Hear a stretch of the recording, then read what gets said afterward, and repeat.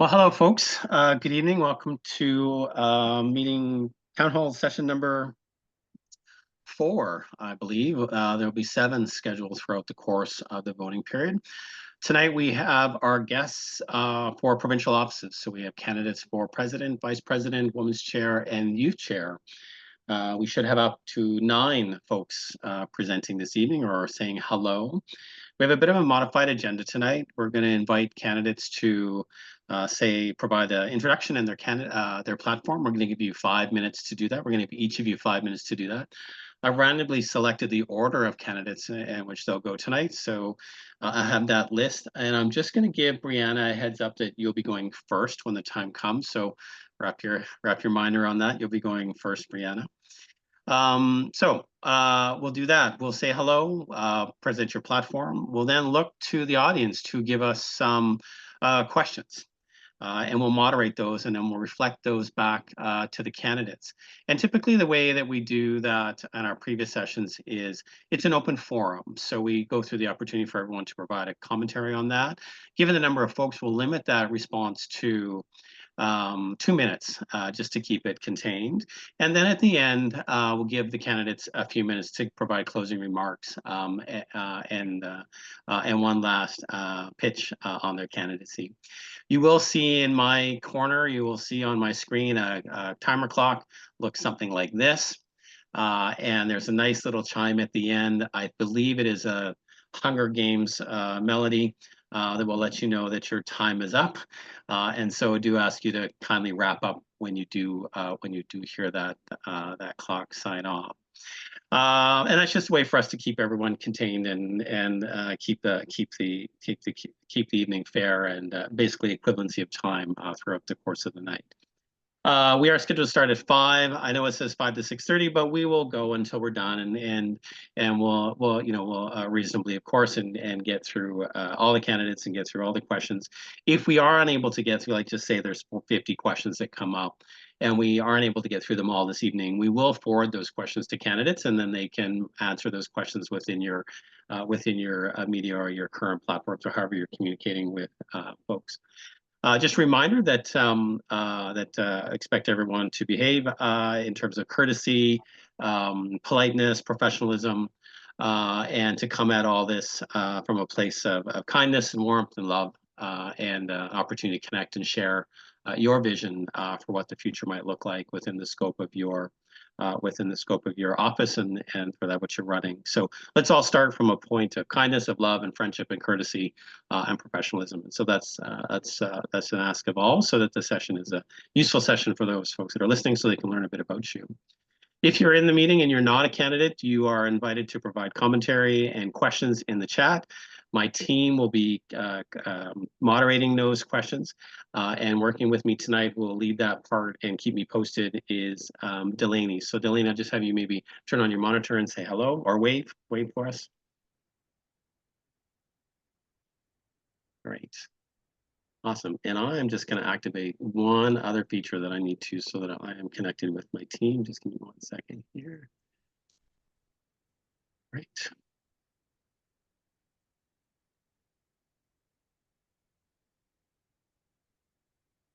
All right. Okay. You're good to go. Excellent. Okay, and a reminder that tonight's session is recorded. So we will be recording it. The session will then be uploaded to MNBC, who will share that recording on their YouTube channel.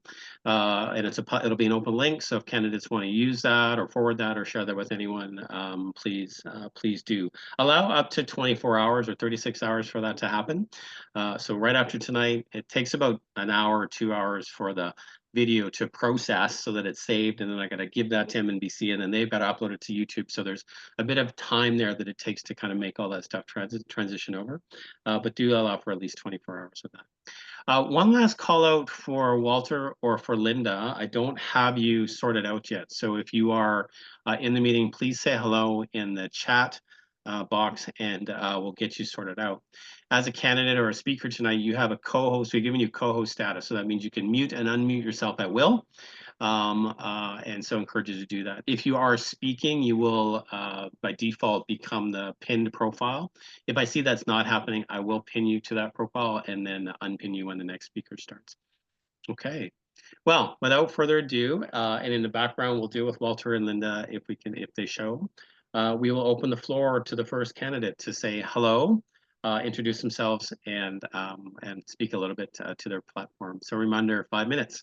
And Brianna, you're up first. So I'll just get you to say hello, and as soon as I see that, we will get the timer started. Hello. All right, the floor is yours. Go ahead. Perfect. Tan She, Brianna Greer Dishnakashon, Terrace Dos Chin, Prince Rupert Na Weekend. Hello everyone, my name is Brianna Greer. I'm from Terrace, BC and live in Prince Rupert. My main Métis surname is Savard, with Métis lineage tracing back to the Red River, and my family's script land is located in Otter Creek, Alberta. I've been very involved in the Métis community since I was a little girl. I am running for chairperson of Métis Youth BC. I really believe in giving back to community, and I commit to making a difference for Métis youth through the use of my post-secondary education, lived experiences, and knowledge I gained from mentors, elders, and knowledge holders from within the nation. I previously completed my bachelor's degree at the University of Northern British Columbia, double majoring in political science and global and international studies with a certificate in public administration. This spring, I also received an Indigenous Leadership Certificate from Saskatchewan Polytechnic, and I'm just finishing my last course of my master's in political science. To say the least, I'm very passionate about governance, policy, and advocacy. I really hope to use my education and passions to give back to our Métis youth through implementing further leadership and advocacy opportunities, cultural connections, and intergenerational learning, and lastly, community building and environmental stewardship.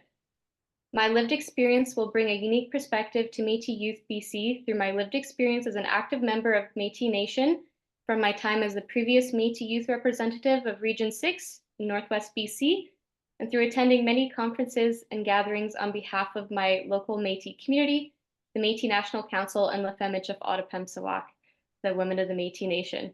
Some of the conferences of significance I had the honor of attending and speaking through with them was being the Métis Youth Representative for the United Nations Convention on Biological Diversity, representing the Métis National Council at Global Affairs Canada's International Development Week, and then representing La Femme of Otipemisiwak at the University of Guelph series on Indigenous women's leadership, the next generation. My experience sitting on boards will be a valuable asset to Métis youth in BC. I've sat as the Director of Equity, Diversity, and Inclusion for Carmen Arts Fine Arts, a director for Prince Rupert and District Métis Society for multiple years, and a director for the Indigenous Students Affairs for the Northern BC Graduate Student Society. Through my time on these boards, I've utilized and volunteered giving back through grant writing and planning events.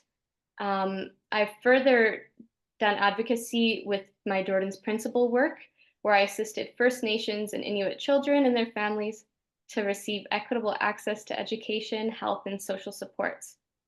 So, as your candidate for chairperson of Métis Youth BC, I'm dedicated to nurturing powerful, articulate leaders among our Métis youth. My focus will be on enhancing advocacy skills, ensuring our youth can lead with confidence and have their voices heard across all levels of governance. This includes extensive leadership training and opportunities for active participation in Métis and wider community affairs, as well as strengthening the ties between elders and youth, which is so vital for our community in the continuity of cultural traditions. I commit to organizing programs that facilitate cultural growth, which could include things like language preservation initiatives and fostering intergenerational mentorship to preserve our heritage. I plan to help build robust networks among Métis youth across BC and enhancing communication and cooperation. I will advocate for environmental conservation as a cornerstone of my community projects, reflecting our deep connection to the land and our commitment to its stewardship. So I have 1 minute to spare, but I'd like to end there. So thank you. Fantastic. Thank you. Nice to hear from you this evening. Welcome. Up next, Louie. Oh, great. Swale, Tansé, bonjour, everyone. My name is Luigi Jagger. I'm the Region 2 Director. I'm also the Minister of Economic Development and Tourism and the Minister of Health. So I grew up in Winnipeg, Manitoba, and my ancestral names are Norquay and Sinclairs, Truthwaites, Monkmans, and many others, and came out here actually in 1986 and never looked back. So we love BC for sure. Thanks everyone for being here. And yeah, this is a great forum. I'm going to get to my platform right away because there's quite a bit of information on who I am, where I came from, my degree, sort of my journey to get here. And I just like to, yeah, really get down to the meat and potatoes on where we've come so far. We've worked so hard to get to this point, and I really feel that we're ready to go. We're pointed in the right direction. We had a little trouble the first 2 years. I was put as the interim vice president while we went through 2 by-elections. So that was a very big learning curve for me. But my board entrusted me and had faith in me to carry out those duties. I'm also on the Métis Financial Corporation of BC. So that is my degree. I'm a longtime restaurant owner and always have worked with young entrepreneurs and young Indigenous entrepreneurs and helping them succeed in their journeys.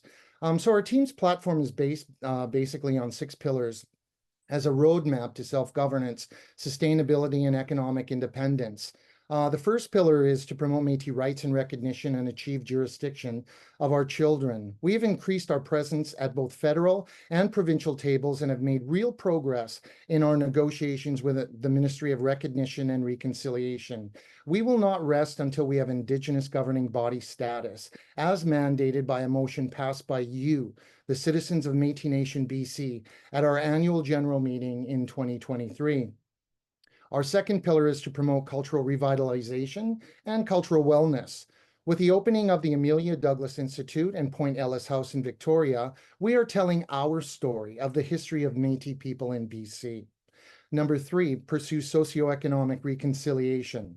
Our economic strategy includes our communities, entrepreneurs, and Métis businesses in all aspects of economic activity. Equitable access to procurement opportunities and building our business directory will ensure we are fully participating in the economic benefits provincially, nationally, and internationally. 4, supporting Métis chartered communities. We are investing $1.2 million in charter communities, building programs and supports, and advocating for more core funding. 5, generate core capacity, infrastructure, and economic development. We will continue to include communities as we build out our economic strategy and continue to prioritize self-sustainability. We have made available grants for community office renovations. Our Métis Financial Corp can now assist communities in developing their own for-profit businesses with loans, and we are assisting the Métis women of BC with their own first social enterprise with a $40,000 grant. Number 6, develop and restore respectful relationships and partnerships. We have signed the first ever health partnership accord with 32 First Nations, the Fraser Health Authority, and the Health Ministry. We are moving ahead with our justice strategy as well, and its integration with Indigenous justice centers and First Nations in BC. So all of these things are coming together, and it's taken us actually 2 years to sort of move everything in the right direction, and now is the implementation process. So I'm asking for your vote and your support with the help of Walter Minot as president, and we are going to implement these things. That is our platform, and we have a clear direction on our pathway to self-sustainability and to self-governance. And I will yield my time right there, Lawrence. Thank you.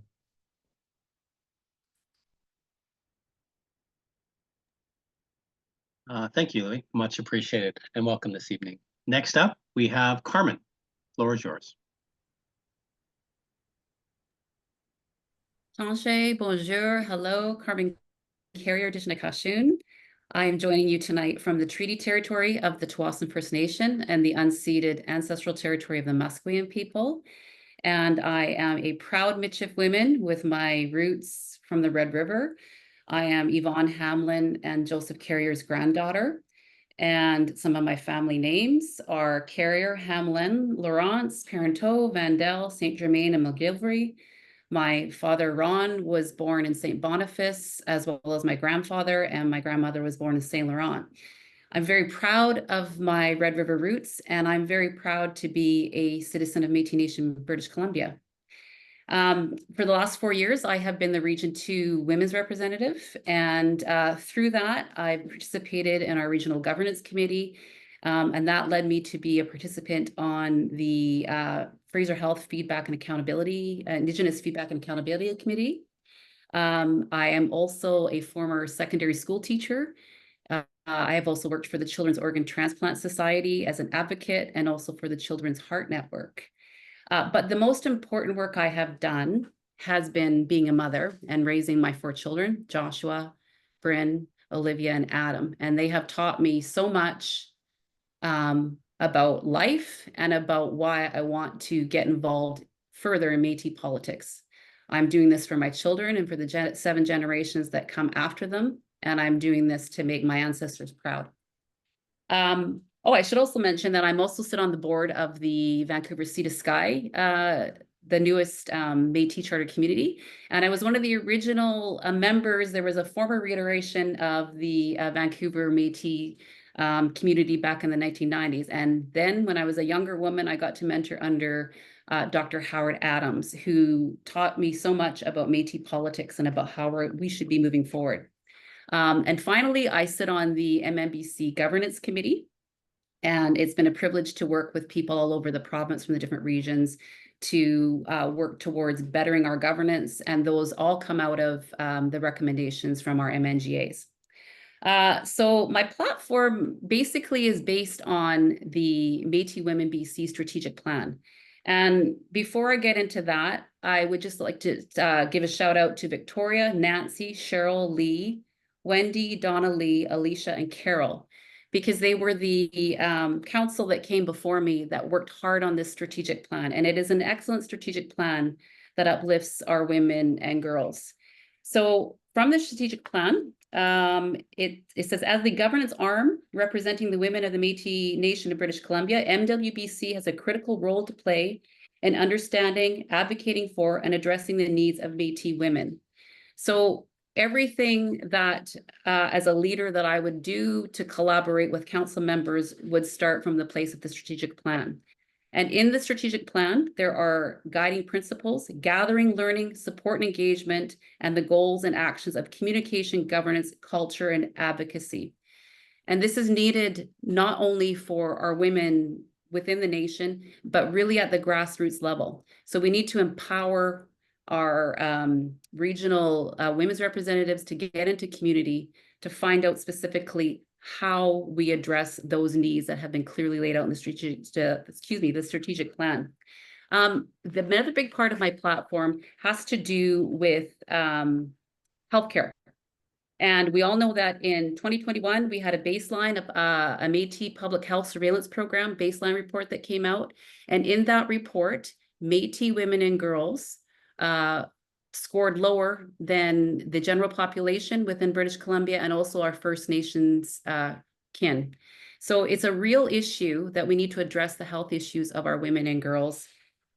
Finally, I see my time ticking down if I'm reading that correctly. I have a few priorities. So it would be advocacy, interfacing with all ministries as women's issues are intersectional, building capacity in community, facilitating online forums to make community better between the North and the South and the East and the West of the province, addressing missing and murdered Indigenous women and girls and 2S, gender-based violence, and wanting to build relationships with our women's groups across the homeland, and facilitate conversation around and action around climate change as it adversely affects our women and girls, and work with our 2S committee as an ally on common goals.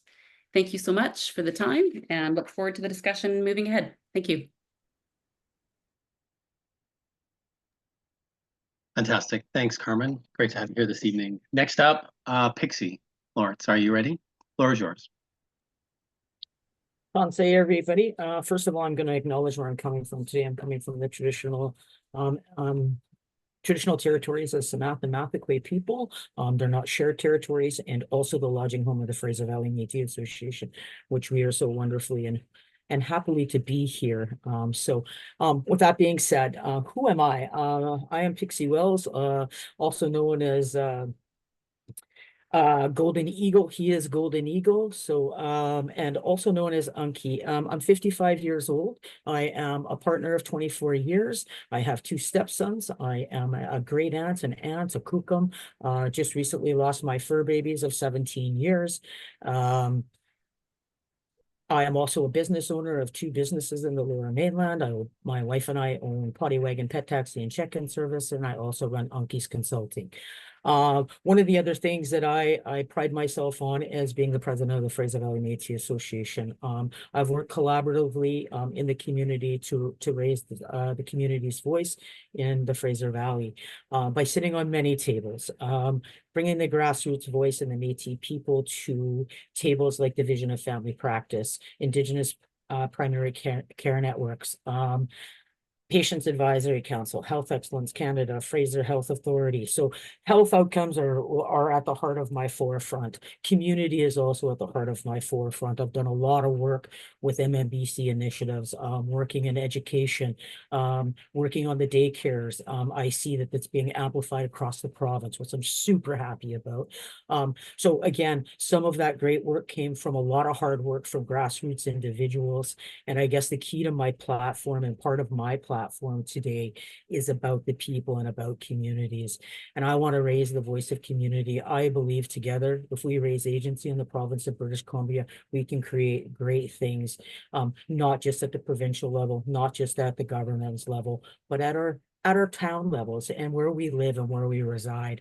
I sit at many tables in the city of Abbotsford, working on Indigenous initiatives, with Infrastructure Canada, working on housing initiatives in the Lower Fraser Valley, working on many initiatives and collaborating with many different agencies to bring agency and awareness of Métis people. The one thing I'm super proud of now is that the Fraser Valley Métis Association or Métis people in the province of British Columbia now have seats at some of these tables, and we're raising our agency and we're raising our voices.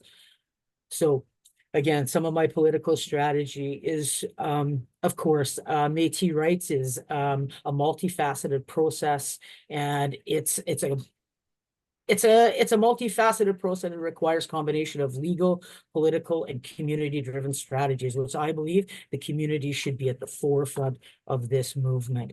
I think by community mobilization and education, alliancing with partnerships, policy development that develops and enforces policy that reflects Métis legal order, customs, and practices, I think are essential. I'm just wondering if any of those strategies might resonate with you. And I also believe that moving forward, it's crucial that our communities are involved in every step of the way. And I think by building capacity in our chartered communities through government grants, community capacity building and advocating and lobbying. And I just want all the youth to know, and I want all the QS/LGBTQI people to know here today, and all the people of this nation, I'm here to fight for your voice, and I want you to vote for Pixie Wells. Is your voice for a choice, to have a choice in this nation. And I believe through many different initiatives that we can do this together. We can build a nation with strong foundations in the communities where we reside. I keep hearing this, and I've heard this. It takes a village. It takes a village to do this. And we need to come together, and we need to be unified and together. All communities from east to coast to south to west in the province of British Columbia to raise our agency, I believe, in not just government and political, but in the agencies where we belong, so that people know that we're here. Because I've come across many times in the province of British Columbia that because people don't know we exist here, and we don't have offices, we don't have the capacity, and we're not building that agency to be loud enough to be at some of those tables, we're being forgotten about by our people. And that is my true solid promise to the nation and to the people. Your voice matters. I want to work for you, and I'm coming here for you. This is why I'm running. I am running for you. Hi, Mercy.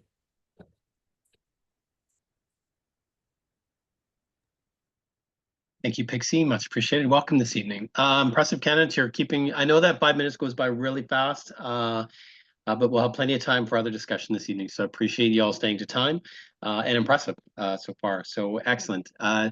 Danielle, you are up next. The floor is yours.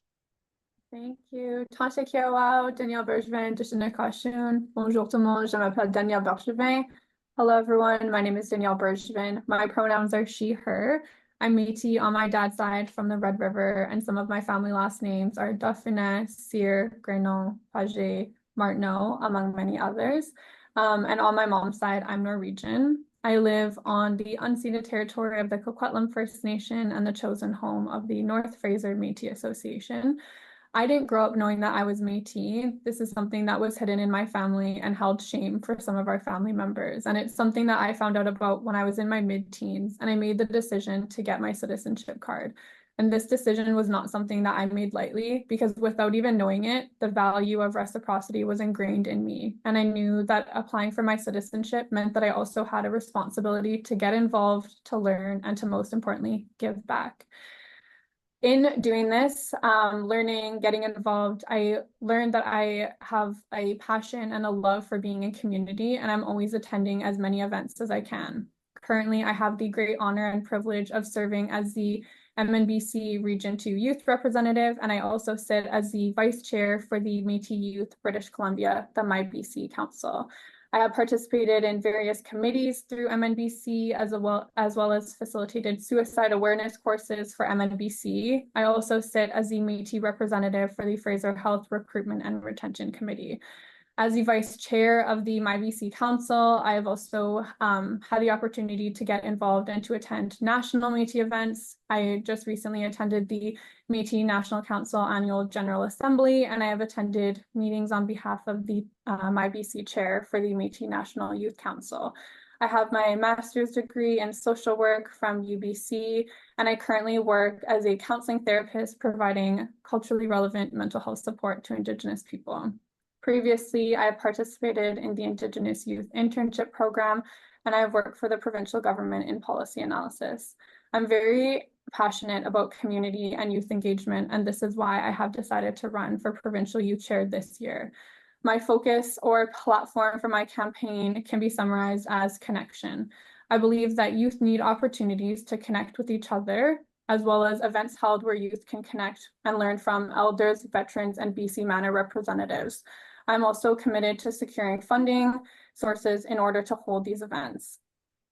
I believe that it's essential when holding events that we ensure that these events are reflective of youth interests. I believe in the importance of serving youth to ensure that meaningful events are held and to ensure that we're collecting post-event feedback so that the events can continue to improve. In my term as Region 2 Youth Representative, I created a survey that was sent to all of the youth in Region 2. And this survey polled youth on what events they were wanting to see, what barriers to attending events were, and how they were hoping to see events held, among many other things.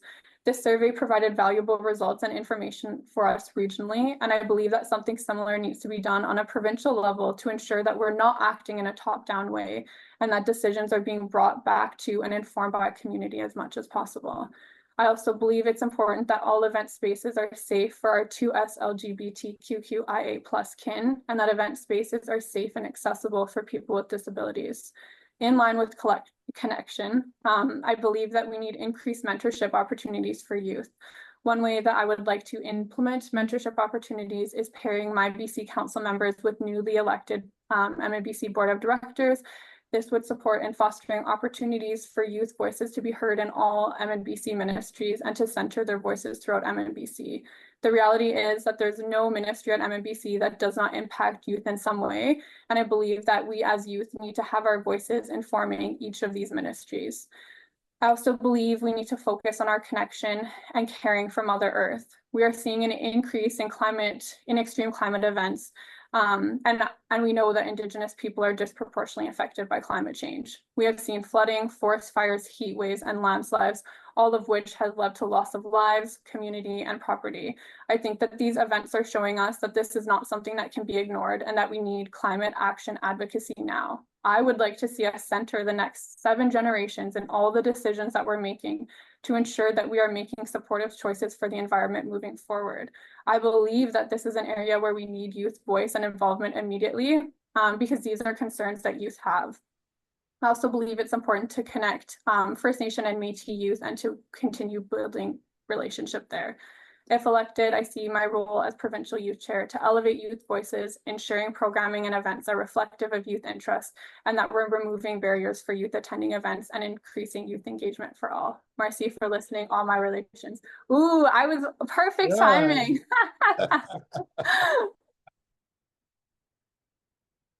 Oh, that was excellent. That was awesome. Thank you, Danielle, and welcome this evening. Next up, we have Melanie. The floor is yours.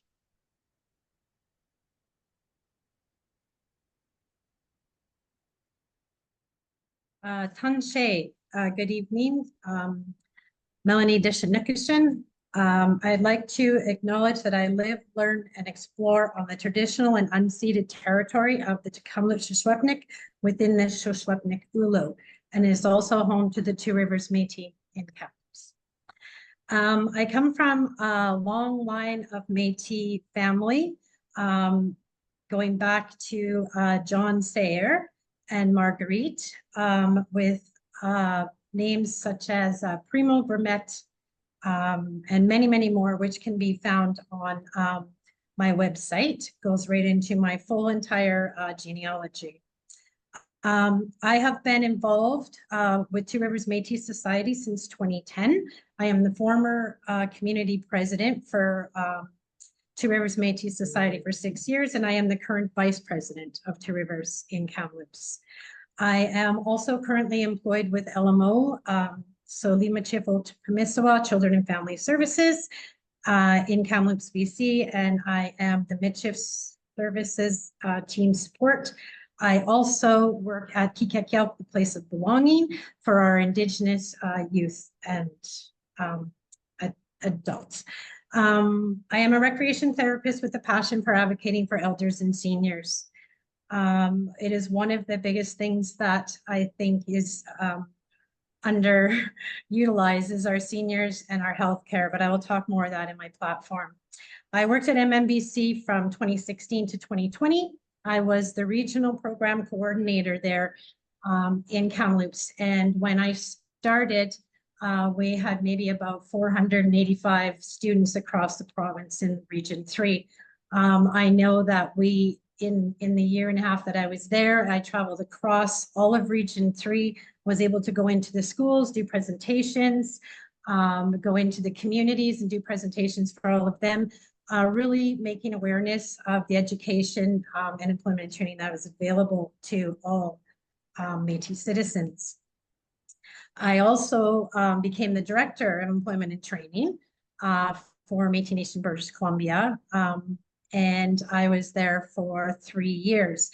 I traveled all across the province to the 7 regional offices where I was able to, again, work with many students and citizens looking to get better education, get better training, move on to a number of things. And it was a very passionate time in my life. I was honored to go speak at the MNC for the women in business, as well as, as well as for the Métis Financial Corp. So I've been to all of those sessions. I am the proud grandmother of 5 children. My grandchildren are Jaggers throughout the community. They have performed in Merit. They have performed here at the youth gathering that we've had with MNBC. They're known well across Region 3 for dancing. So jigging is a passion of ours. It's part of our culture. We do it here in Kamloops. We practice our culture. We do language. I'm excited to continue to empower our MNBC communities and work alongside and build the strong nation. We must advance the rights and claims and interests and aspirations of all of our Métis people. I am going to go into the first step we need to take is to find out the exact state of MNBC's finances. No budgets have been posted for 2 years. For me, a standard audit will not do. I would like to see a forensic audit. We do not know exactly what the financial situation is. We are committed to provide base funding to communities and operating offices and services. The exact amount could never be promised because we're not sure where we stand now. We don't know the full financial picture.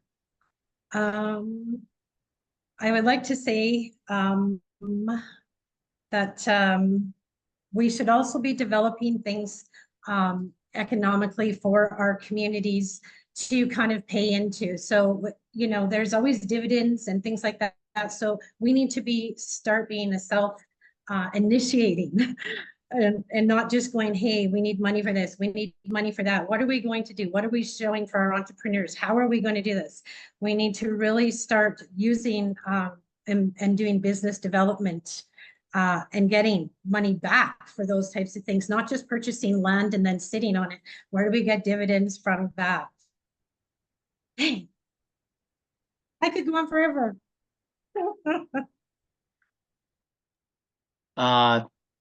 Thanks, Melanie. There'll be plenty of time. We'll get other opportunities to chat for sure. Some of the questions we got coming up will great, and it'll give opportunity for folks to expand on their platform. So thank you very much. We've lost Brody. So Brody was up next. We'll have to keep an eye for him coming back on and get him back in queue. And just while I have the opportunity, if Linda or Judy is on, we're still trying to identify if you're on the call this evening as well. So if you are, please message us in the chat so we can take care of you and get you back in queue. Walter, I'll get you to turn your camera on, and you're up next if you want to take the floor, sir. Okay, Lawrence, can you let me know the question? What are we making? What statement are we right now? Walter, you're going to take 5 minutes to introduce yourself and speak to your platform. Okay, thank you for that. My name is Walter Minalt. I'm from Dawson Creek. Originally, my mom was from Kelly Lake Métis Settlement Society. My dad was born and raised in Paddle Prairie Métis Settlement in Alberta. I am proud Métis. I've been a Métis citizen pretty all my life.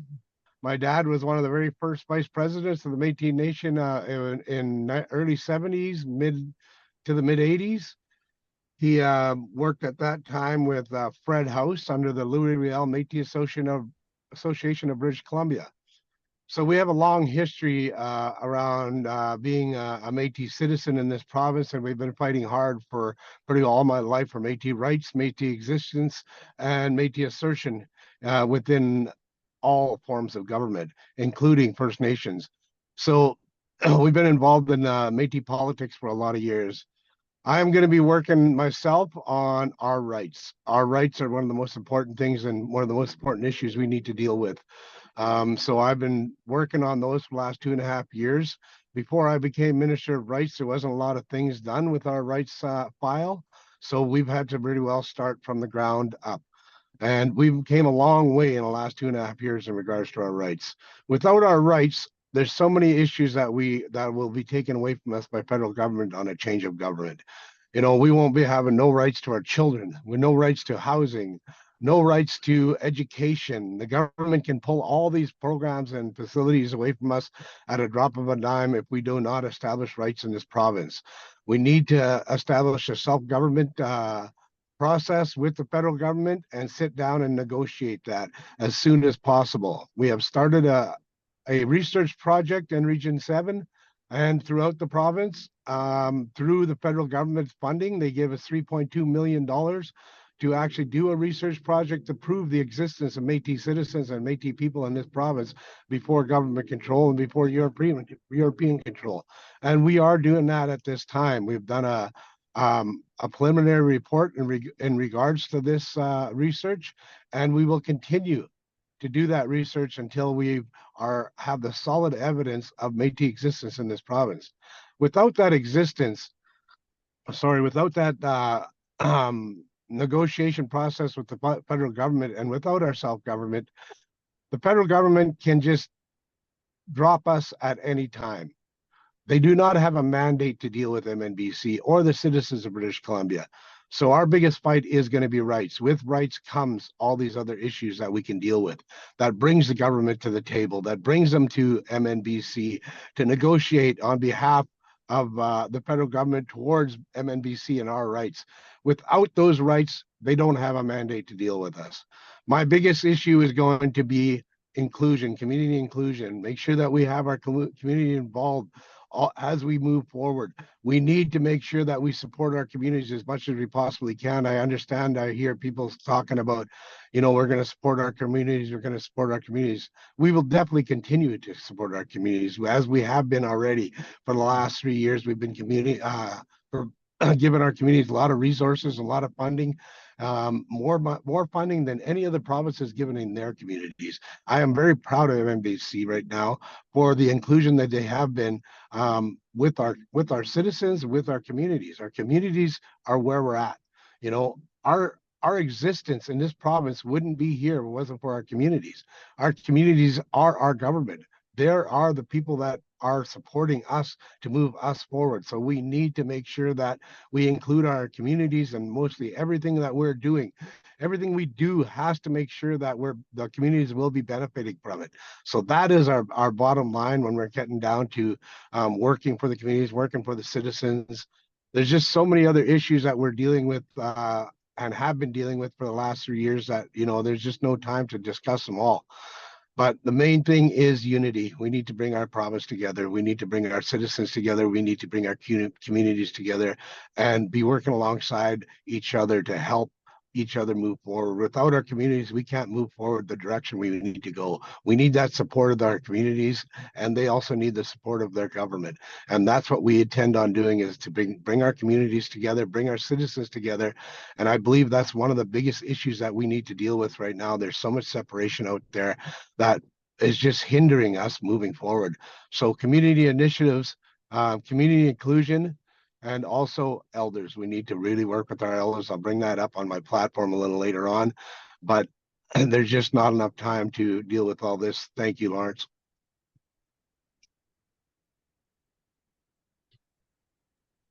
Fantastic. Thanks, Walter, and welcome this evening. We've got Brody back. So Brody, the floor is yours. Take us away, sir. Thank you very much. Technology is my friend when it works on my behalf. When it fails me, we become arch rivals, if not nemesis.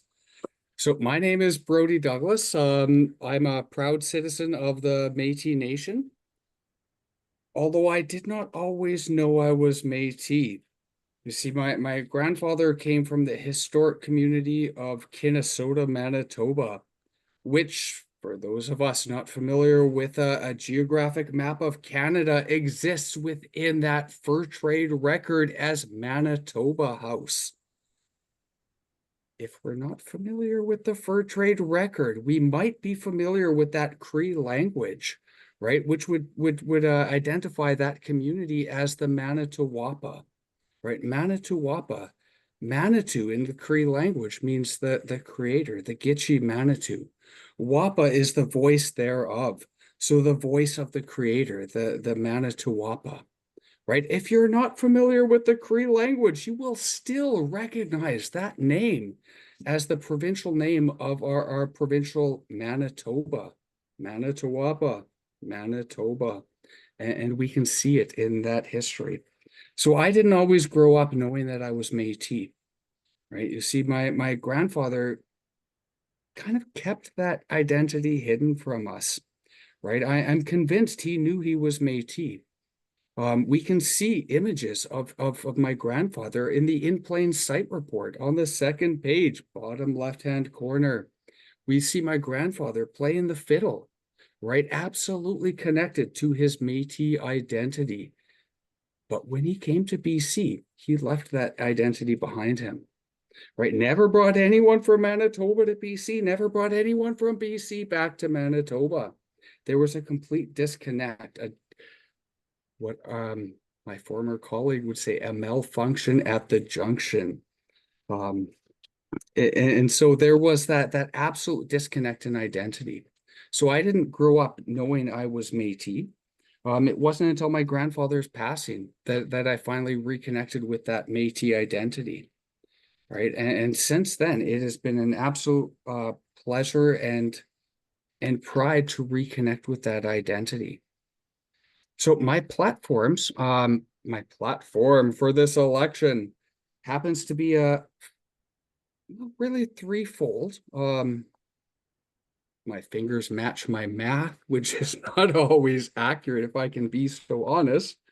Right, so my main platform advancement is to advance our Section 35 rights of Métis within British Columbia, right? And this requires a kind of a multifaceted approach, right? So first and foremost, I think we need to understand who we are within the Métis Nation as Métis within this province of British Columbia. And that requires meeting with First Nations, discussing with First Nations what their interpretation of our history looks like and what our interpretation of that history looks like. I'm a firm believer that we can entrench our Métis history solidified and beautifully connected to Alberta Métis, right? So we don't have to have this made in BC approach. We can anchor our Métis identity back to the historic homeland, right? Which will require much less effort when it comes to legal negotiations. We need to also include space for our women, for our youth, for our LGBT two-spirit plus communities, our veterans, so that when we make decisions as an MNBC board, we can follow through with their insight, their wisdom, right? We can hear directly from that community, from those communities. I also intend to support our Métis chartered communities by engaging in monthly Métis identification education sessions that happen to be open to all Métis citizens throughout this province. In addition, communities willing to applicants to facilitate that Métis identification process so that when people say, hey, I want to belong to the Métis Nation, we can be clear on who that Métis Nation is, who we represent, and what we do as a people. Right. So my significant aim of my platform is to support our staff at MNBC. Right. It is through no fault of their own that this has happened as a result of misidentification. So I thank you for your support, Marcy. Thanks, Brody. Welcome, and glad we got you back. One last call out for Judy / Linda. Is she here tonight? We see Judy in the list, but not getting any response. So I just want to make sure we've tried to message a few times now without any reply. If it is you, please put your hand up or let us know in the chat that you're here, and we'll get you in queue. Okay. And if she does join us along the way, we'll certainly provide her with the opportunity to say hello and speak to her platform. So what we're going to do now is we're going to move on to the first question. Let's see here if we just say okay. First question, and I'm going to open it up to our candidates for vice president first. So Melanie and Louie, and I'm going to ask Melanie to go first, and then followed by Louie, and then we'll move it over to the presidential candidates to answer. Walter, Florence, Pixie, and Brody. And then we'll move to our youth chair and our women's chair to answer the question. So I'm going to put the question in the chat for you to take a look at. So you see it coming. And I will repost it a couple times throughout the course of the question here. This is going to be a little bit like speed dating. So you're only going to get 2 minutes to reply, but an opportunity for you again to expand on your platform. So here's the question that's been posted, and thank you to our audience for all the great questions that are coming in. There's a lot of volume here on questions, so these are great questions. And if you're candidates, hopefully you're making note of those as well, so that we don't get to them this evening, there'll be plenty of time for for you to comment on them directly. Okay, so there's the question. Lawrence, can I ask you a question first? Yes, sure. Can you just refer to me as Pixie Wells, please? Lawrence Yes, is kind sure. of a dead name. Thank you. Yeah, understood. My apologies. I will make a note. I'm just going to make a note on my list so I don't make that mistake again. Okay, so Melanie and Louie, you're going to go first, and I'll ask Melanie to get us started. And I'm going to put the question up one more time. Kind of got sent down to the bottom. Okay, so, or do you want to read it, or can I read it to make sure I'm answering the right Yeah, one? please go ahead, read it for sure. So what is your top priority for Métis people, and what tangible steps would you take to achieve that? Is that our question? It is. All right. Okay. Top priority for our Métis people is I'd like to see a referendum get together. I'd like to see our people come together. I'd like them to ask us questions. What would they like to see? Where do they want to see our nation going? I really believe that if we can spend all kinds of dollars on a number of things, having everyone come together and capturing their voice is the biggest one. And I believe that, you know, going back to the way that we used to do things and having in-person community engagement sessions, we used to get a lot of people together with a lot of voices, and we used to understand what actually our Métis people wanted and needed from us, and how can we help them get there. We used to have input on education, economic development. We had it for the Métis Financial Corp. Our communities built those for us, and we actually used to go around and collect their voices to do that. So I would definitely get our communities all together, our people all together, not just our presidents. We have amazing volunteers out there, and everyone needs to come together.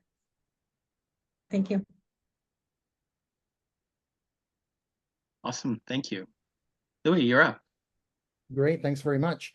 Definitely economic development. That is the key to self-sustainability.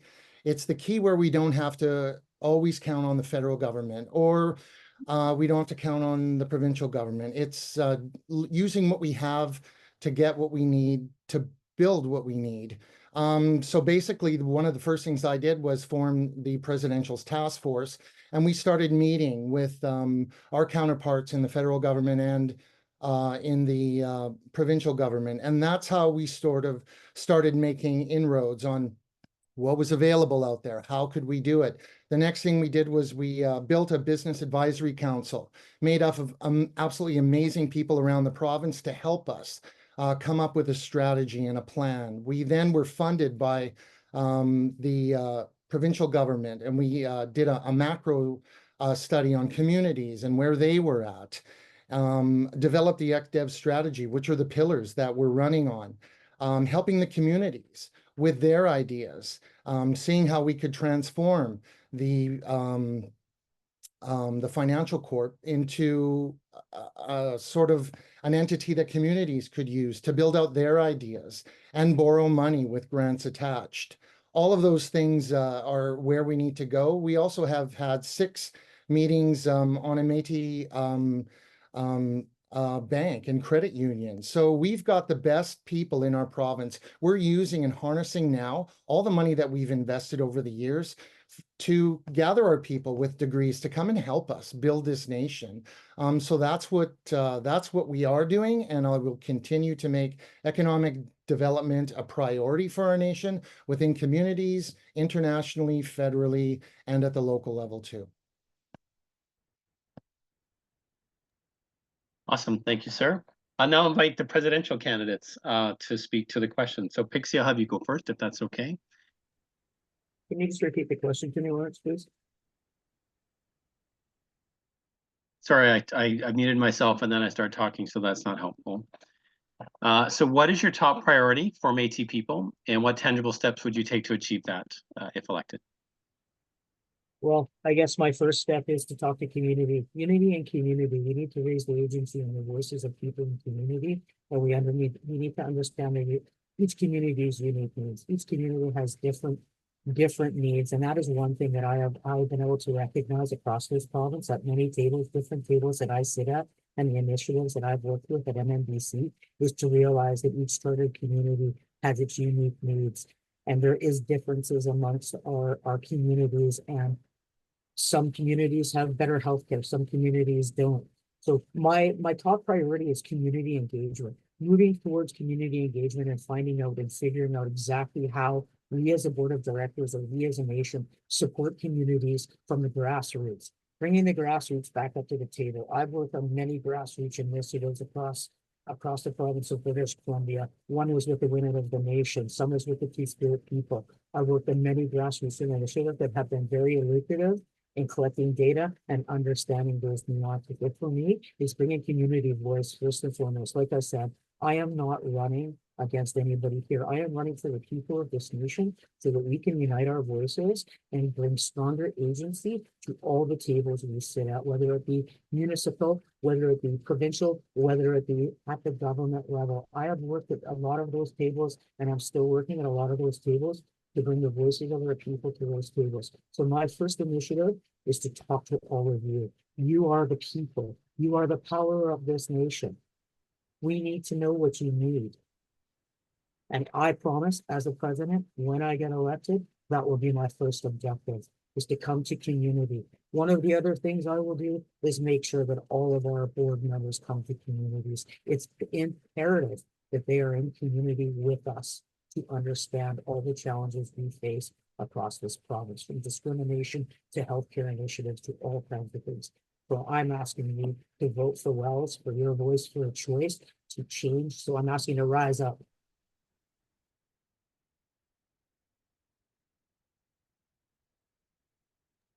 Thank you, Pixie. So now we will invite Brody to go next. Brody, you're up. Right, thank you so very much. I will just quickly address a comment in the chat. Absolutely, I have questioned registry, but it is not registry that I questioned. It is the recent change from our citizenship authority to from our central registry to a citizenship authority. Right, and I think we need to bring ourselves back into compliance with the Canadian Standards Associations to address that all-important aspect of our registry. I have confidence and faith in our registry staff. I believe they are the best of the best. However, I think that our political leadership has unfortunately failed registry. And so will be my absolute commitment to move registry back into compliance.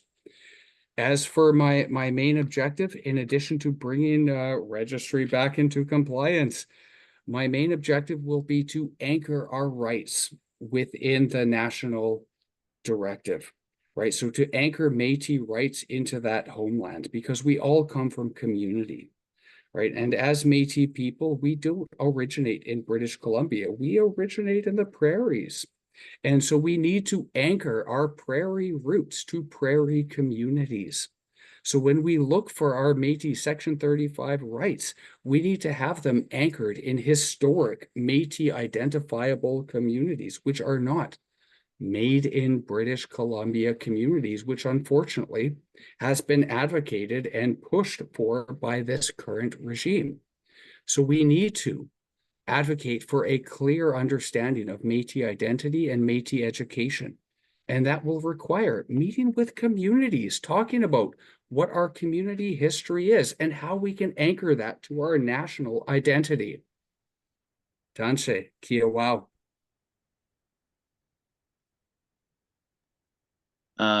Thanks you, Brody. I mentioned it's a bit like speed dating these questions, so appreciate the focus on getting through in that 2 minutes. Thank you for that. Walter, you're up next. Can you repeat the question, Lawrence? You're on mute, Lawrence. Oh, sorry, yes, sir. So the question is, and I'll just put it in the chat one more time, what is your top priority for Métis people, and what tangible steps are you going to take to achieve that if reelected? Well, my top priority is to continue what we have been doing in the last 3 years. My initiatives are to get out to the community, speak to the community members, see what their issues are and what they're dealing with in their own communities, and try to address them the best we possibly can and support them in any manner that we possibly can. But the main thing and my main objective is our rights. We need to really establish the rights of Métis people in this province to assure, the future of our nation.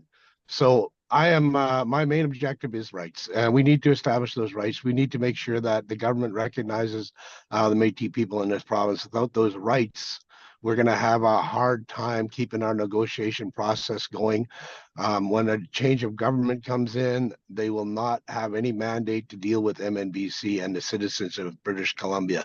So I don't know where our past speaker was talking about where there's no Métis existence in British Columbia. We definitely have land entitlement in BC, and we are looking into an area called Kelly Lake at this time. Kelly Lake, BC is where I'm from, and we do have Métis families that resided there for years and years and years before government control, before European control. So that's one of the areas that we're looking at. We are also looking at other areas in BC to be able to do some of these traditional studies to prove the government that we have been existing in British Columbia for a lot of years, since the beginning of this province. But we also are looking at non-specific rights to implement them in British Columbia, to be able to give us some grounds to negotiate with federal and provincial government on the rights of Métis people in this province. And we definitely do have rights. We were born with those rights. The government took those rights away from our mothers, our grandmothers, our aunties. You know, it's time we fight for them back, and we don't allow the government to continue this atrocity against our women. Our women is who brought us here. That's where we come from. That's our heritage, and our culture was surrounded by our women. So I will definitely be fighting for our rights for Métis people in this province, and I will be fighting hard for that, and I won't allow the government to tell us that we have no rights in this province. Thank you. Thank you, sir.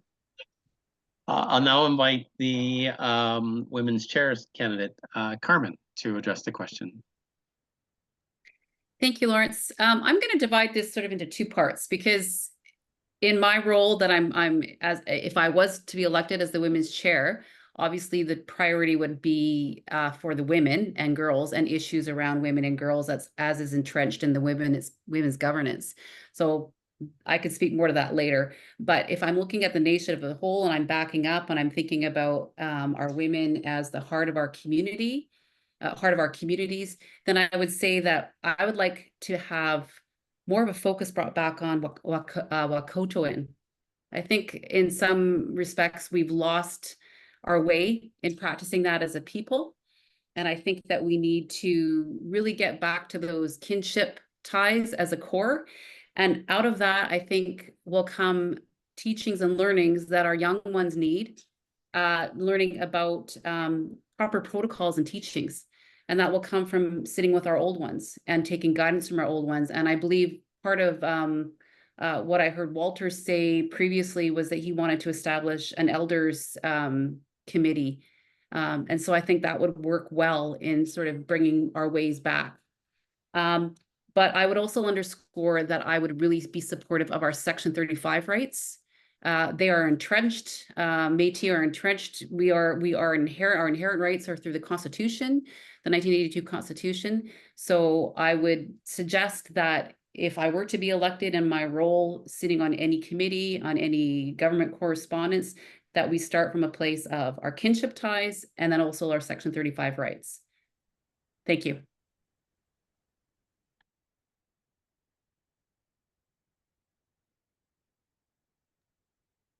Thanks, Carmen, very much appreciated. So I'll now invite our youth chair candidates, and we'll start with Danielle, and then we'll finish with Brianna. Go ahead. Thank you. Like I said earlier, I think coming from a youth perspective, my top priority is youth connection. I believe that as young people, we have a responsibility to engage with Métis culture and to learn more about it. And I've heard countless times from leadership that the youth are not engaged, that the youth are not coming out. And I think that this is where I would want to put my focus. I know that youth today are balancing complex lives. We're balancing work schedules, school schedules, personal lives, as well as trying to engage in cultural activities. And like I said earlier, one thing that I think we need to do on a provincial level is ensuring that youth voices and concerns are heard. And as I said in my intro, I believe that we need to start somewhere, starting in community. And I think we need to poll youth and to learn about what events they're wanting to see, why they are not coming out. I believe that this is valuable information that can really help to bridge some of the gap and to support us in understanding why there is some at times lack of engagement, or why there are barriers to youth coming out to events. The other thing is that I really feel like we need youth voices at the table. I think we need to be elevating youth voices and to be providing youth an opportunity to speak about things that they're passionate about. I believe that my role, if I were to be elected as a leader, is to step aside and to let youth who are experts in these different areas, in these different ministries, let their voices be heard. I don't want to be the end all be all of like the decision making. I really think it's important to be removing barriers and to letting the youth who to letting the youth have their seat at the table. Yeah, I think I know my time is almost up, so I'll leave it at that. Thank you.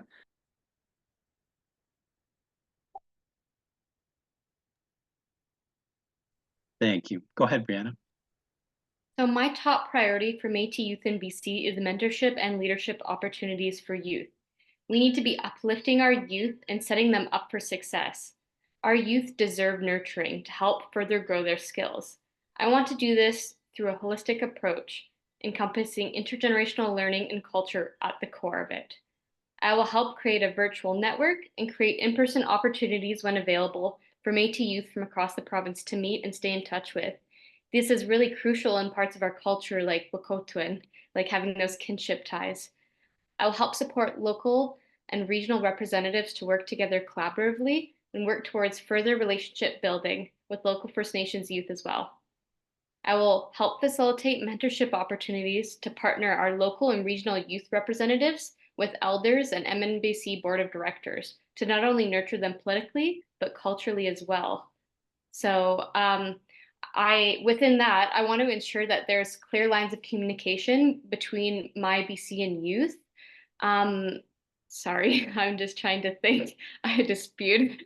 I wanted to do surveys to help youth become more integrated, to see why they might not be able to participate, to see if there's barriers. It could be transportation, access to technology, if it's on the computer, no childcare, they can't afford to take time off. I want to see how we can help them so that they can participate and be engaged, and then we can help nurture their skills to make them into the leaders of today. So thank you. Fantastic. Thank you. Part of our challenge with some of these questions is to formulate them in a way that we can apply them to all the candidates. So you'll see us busy in the background trying to pull this, work this magic.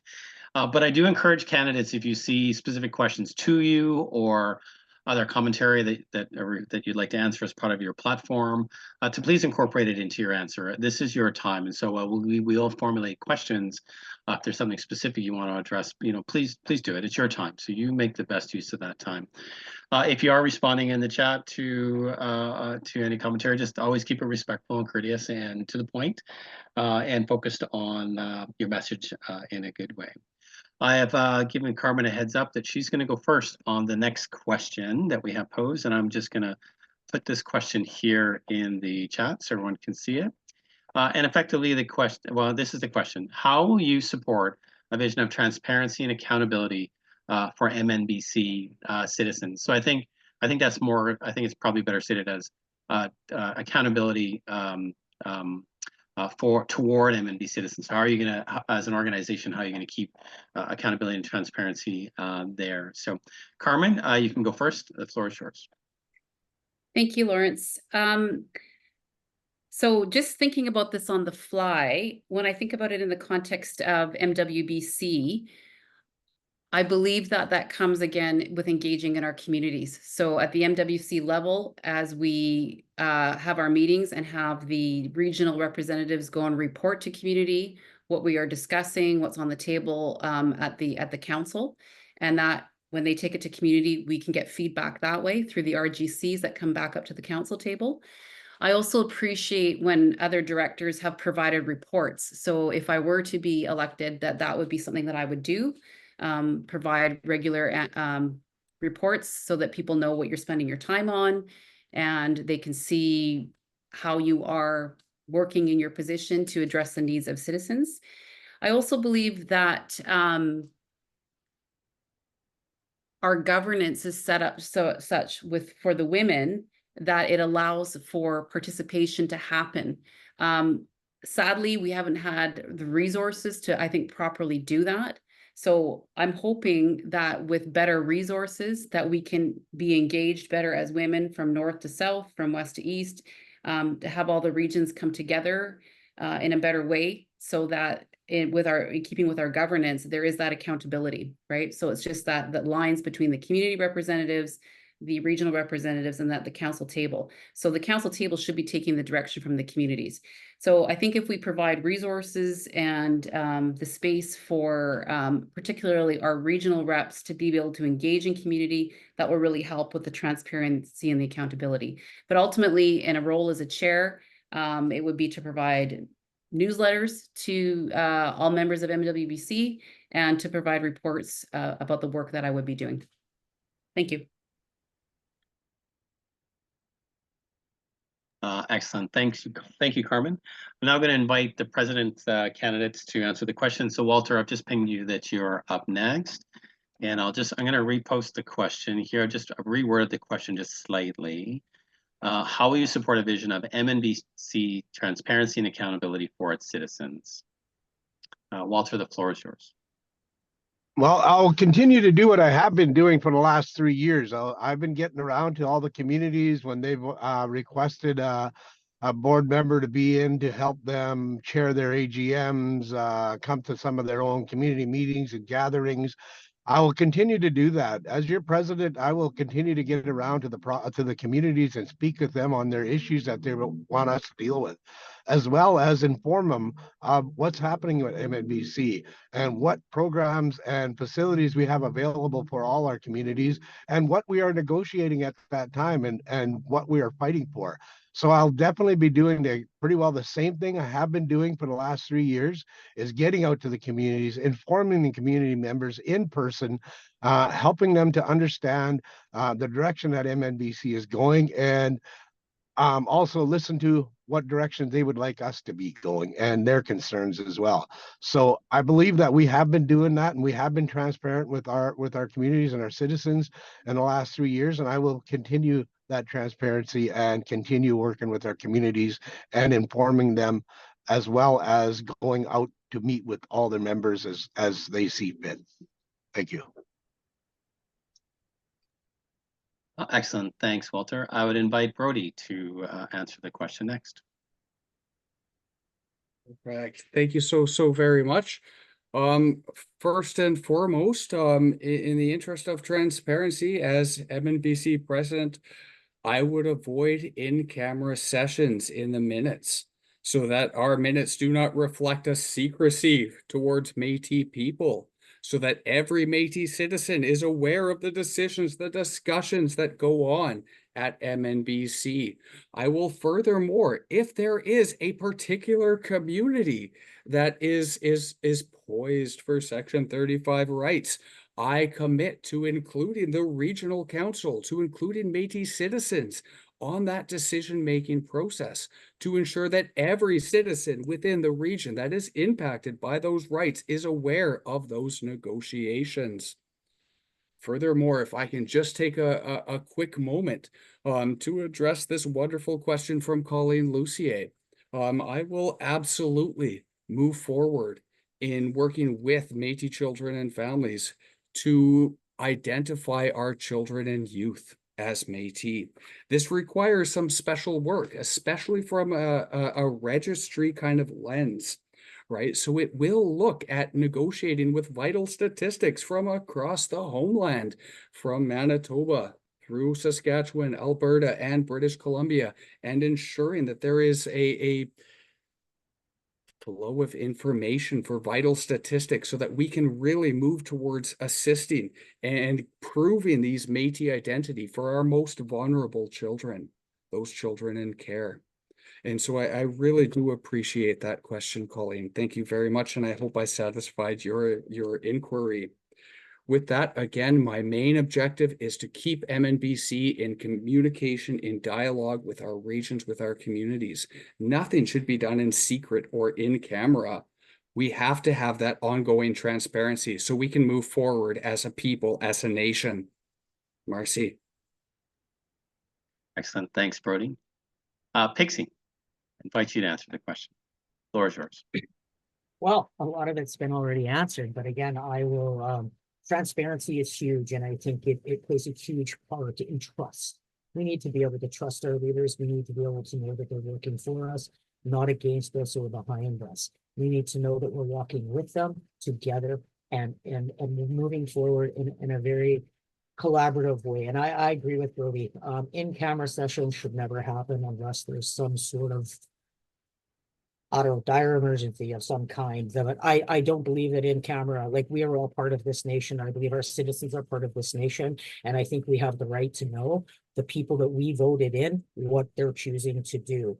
I've heard again, a few times that, one of the things that I want to mention is that, you know, some of the things that I've heard, this transparency is about privacy and keeping things private. And so things don't get out. Well, if we can't trust each other, we've got a long way to go, because we need to be able to trust the people who are leading us into the future and moving us forward. As far as children in care, I'm going to answer that question too. So maybe we can get through all of this tonight.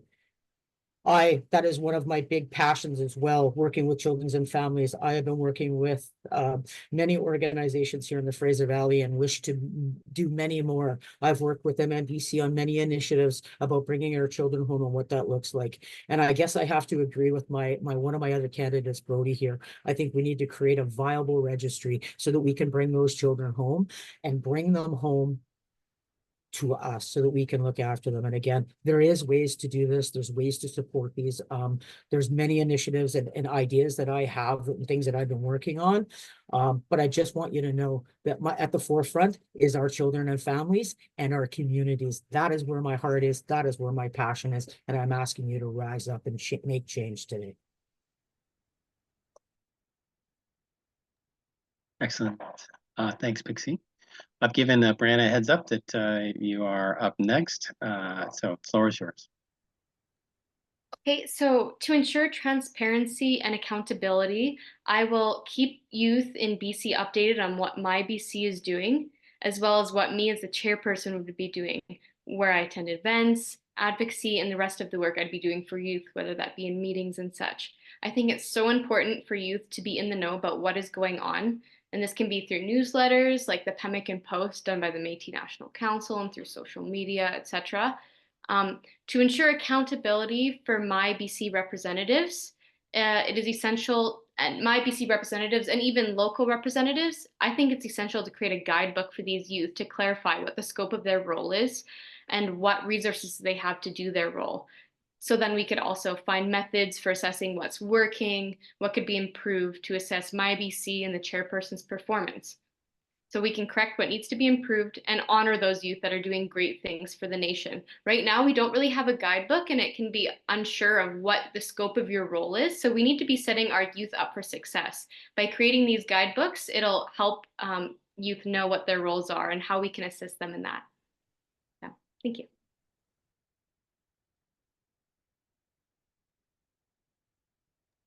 Excellent, thank you. Up next, Danielle. Thank you. Like others have said, I believe in the importance of reporting. If elected, I would write regular reports, keeping youth as well as Métis citizens throughout BC informed about what I'm doing. And I agree with Brianna. I agree that youth need to be updated about what events are happening and what I, as a chair, if elected, are up to. But I also feel that we need to be reviewing and streamlining communication methods for youth. I know MNBC has a large presence on Facebook, but this isn't something that youth are very active on anymore. So if elected as chair, I would like to make some changes to make sure that we are communicating and reaching youth in a way that's accessible for them. Like I said in my earlier statements, I believe that citizens need to be actively involved in all decision-making processes. And I think it's also really important to be offering youth information and training about how MNBC and chartered communities work, because I've spoken with a lot of youth who don't know what a chartered community is or which chartered community they're part of. And I also think in providing this training or education to youth, that we should be informing them about what steps to take in addressing concerns that they have, whether that be within their chartered community or politically, and ensuring that youth know about what steps to take in addressing their these concerns that they have. I think it's important that youth know what resources that they can access. I, of course, would commit to being transparent and working in a good way, but I also think it's important that youth and other citizens know and are aware about how to hold me accountable if I'm not standing, if they don't feel that I'm acting in a way that's transparent. Like, I feel that they need to know how to hold me accountable. Thank you.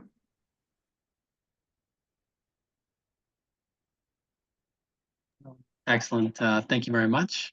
I'm going to invite Louie to go next, and then Melanie to as the last one to address the question. So Louie, you're up. Great, thanks very much. So a thought comes through my head, and it's always my mom, and I always go back to my mom.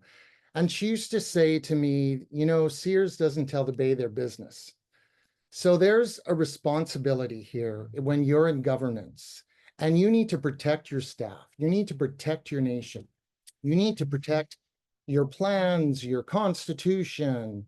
You need to protect those. There are things in place. We have processes in place. For a regional director, every month I have submitted a report from the time I got elected. That is available online. We post our minutes. That is available online. The previous leadership did not do that. In fact, we had to chase down minutes for over a year and a half. We certainly don't want to go back to those days. We now have 3 MNGAs. We used to only have 1, but we want the presidents to be involved. In fact, I was the one who called for the first in-camera session so that we could update all of the presidents on the state of the nation and what the threats were to the nation. All our community presidents meet. So there's times, and Region 2 knows this, we're open. We tell each other everything. And if there's something you really need to know, then ask. You know, we have, our financials are posted every year. You know, and I know the other VP candidate was saying, you know, where is that? It's all there. That's the opportunity to ask your questions.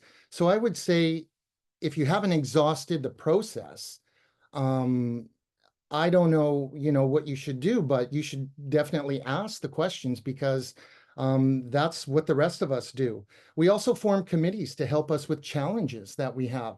So when they come up with the solutions, that comes before the MNGA and it goes before the AGM. So I personally feel that we've included everyone. Can we do better? Of course we can. And I look forward to other suggestions to help us do that.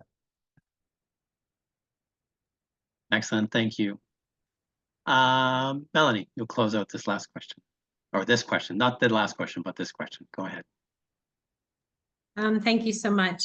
So on that part, I would, for the transparency part, I would love to see it back in community. I would love to see the board of directors actually having the meetings out in the communities, about 4 of them around the regions at least, and bringing the members and bringing our citizens there. Part of the RGCs can be part of that. We really need to hear people's voices. You know, those board meetings don't have to just be in the Lower Mainland. They can be all over the province. They can come out to our communities. Communities have a big impact. And again, I appreciate that, Louis, but I have looked online and I am unable to find a number of the financials. So I think that we need to have that in-depth forensic audit. But I would like to jump to the children and families question, because children and families is my #1 priority, as I feel that we don't work with our service providers across the province. We have 5 service providers and 2 other communities that help deal with that, with our children. And, you know, we don't support them enough. They don't get enough funding. They don't get core funding. They can't get core funding because funding goes to our nation. And I really think that we need to do things a little bit better. We have 2 of them that are delegated.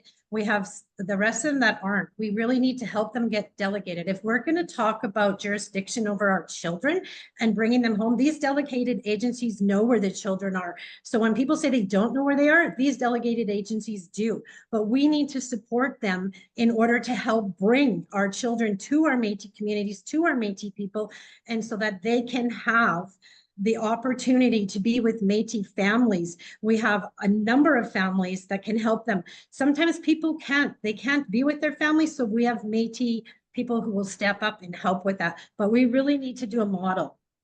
Thank you. Excellent, thank you. So I've had a couple of direct messages just around how much longer we're going to go. I would expect us to be at least another hour. We'll answer 1 or 2 more questions, and then we'll give an opportunity for folks to close out. And so let me get to the next question. Let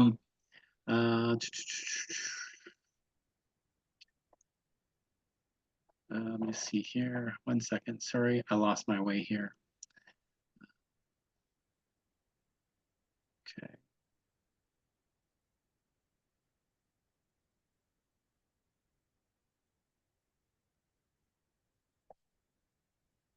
Okay, so I'm going to ask this question to our youth chair candidates. Here we go. Looks like this. And so I will ask Danielle to go first. How do you plan to increase youth engagement? Thank you. Thank you for the question. Yeah, I've hopefully communicated that youth engagement is something that's very important to me. Like I said earlier a few times, the survey that we sent out in Region 2 asking about what barriers youth face in attending events, and some of the responses that we got were affordability, accessibility of the event to transit, and needing to travel to another city to attend event. But what surprised me was that the response that came up the most was youth identified not feeling comfortable attending events because they felt too shy, or they didn't know other Métis youth, and they were worried about not being Métis enough to step into those spaces, or worried about having their identities questioned or judged. And I think though these answers, like when I think about what can we do to increase youth engagement, these are answers that are standing out to me in this moment. Like, I feel that we still have so long to go in engaging youth. And I feel like it is really important to be asking on a provincial level, what are barriers to youth attending events, and addressing those as a nation. And I think it's important to be offering spaces to youth who are just coming into their Métis identity to have spaces to talk about it, and spaces that are maybe less formal for them to connect. In the survey, some of the results that we received about events that youth wanted to see held were horseback riding, canoeing, and fishing. And when I think about what those events have in common, I think it's that they are events that youth can engage with each other in, but then also they're focused on another activity. So it's a bit of a lower pressure event, I feel. And so I really think focusing on balancing having cultural events with having relationship building events. And then, my time is up, so thank you. It sneaks up on you on that clock. Brianna, go ahead. So I know I've said some of this in my previous responses, but I really want to ensure that there's these clear lines of communication between MyBC and youth. I know especially on the Facebook page, there was that one Métis youth page that was deleted to streamline it into MNBC, and I'd like to reintroduce different forms to communicate just for youth, instead of just reposting like how it used to be Métis Nation BC posts. So just really making sure that we are being engaged with our young folks. So that's whether that's sending emails or newsletters, social media. Essentially, I'd like to do a survey to see how youth want to be contacted and talked to. Maybe some of them don't do that and want to prefer phone calls or emails or texts. So I will do that survey and ask them what type of barriers they might have in coming. Again, there's so many different types of barriers. So we want to ensure that everything is flexible and inclusive for all youth to participate. And in saying that, I would want to write grants and make sure there's lots of opportunities for youth from different regions to attend. There are a lot of barriers if when events are in like the Lower Mainland or other more urban places for rural youth to attend, or might not even hear about it if they're not always looking at social media. So just making sure there's these lines of communication between us and local chartered communities so that they can spread the word of mouth. I also really believe that will increase youth engagement through leadership opportunities. So this is answering someone's question in the chat. So whether that be formal and informal, we will empower our youth by giving them self-confidence and self-efficacy. Leadership opportunities encourages youth to step up into leadership roles, which will then create ripple effects throughout the community. We give more active and engaged youth that are proud and wanting to give back to our community, which will also strengthen their sense of self-identity. Thank you. Excellent. Oh, thank you. I didn't hit cancel quick enough. Sorry. Yeah. Carmen, I'd invite you to go next and to modify the question, perhaps. How will you inspire more women participation or women's participation and engagement in your role? Floor is yours. Thanks, Lawrence. And perhaps I can tie that in. Lauren posted a question regarding the unique lived experience of women and girls. Absolutely. How that works with gender equity and an engagement model. I just want to circle back to the strategic plan that was created. And if you haven't already, people that are listening, it is available through the MNBC website. I think the strategic plan lays out really practical steps on how we can better engage our women and girls. And so I would suggest that we, as a council, would go back and look at the strategic plan, look what needs to be updated, and then start actualizing it because the steps are there. And in reference to Lauren's question that she put in the chat, I just want to comment that women's needs are intersectional. Right. And I think as a governance body, as a governance arm of Métis Nation BC, MWBC needs to be included and consulted on anything that involves women and girls. So, for example, there was a transitional house bought for women who are involved in domestic violence and fleeing domestic violence. As a council, I was on the council the last 4 years, we haven't been consulted on that.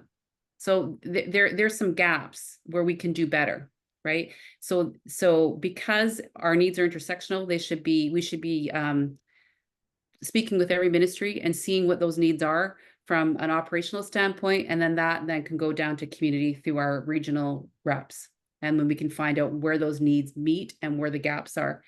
So just referring to the strategic plan, engagement was a big one. A big thing, and that's how we move these things forward. Part of our mission as MWBC is to empower Métis women's voices and advocate for their needs. To that end, conduct ongoing engagement between MWBC Council and the community and the provincial women's representatives to identify and respond to priorities. We need to be resourced to do that. And also another point for engagement was to, thank you.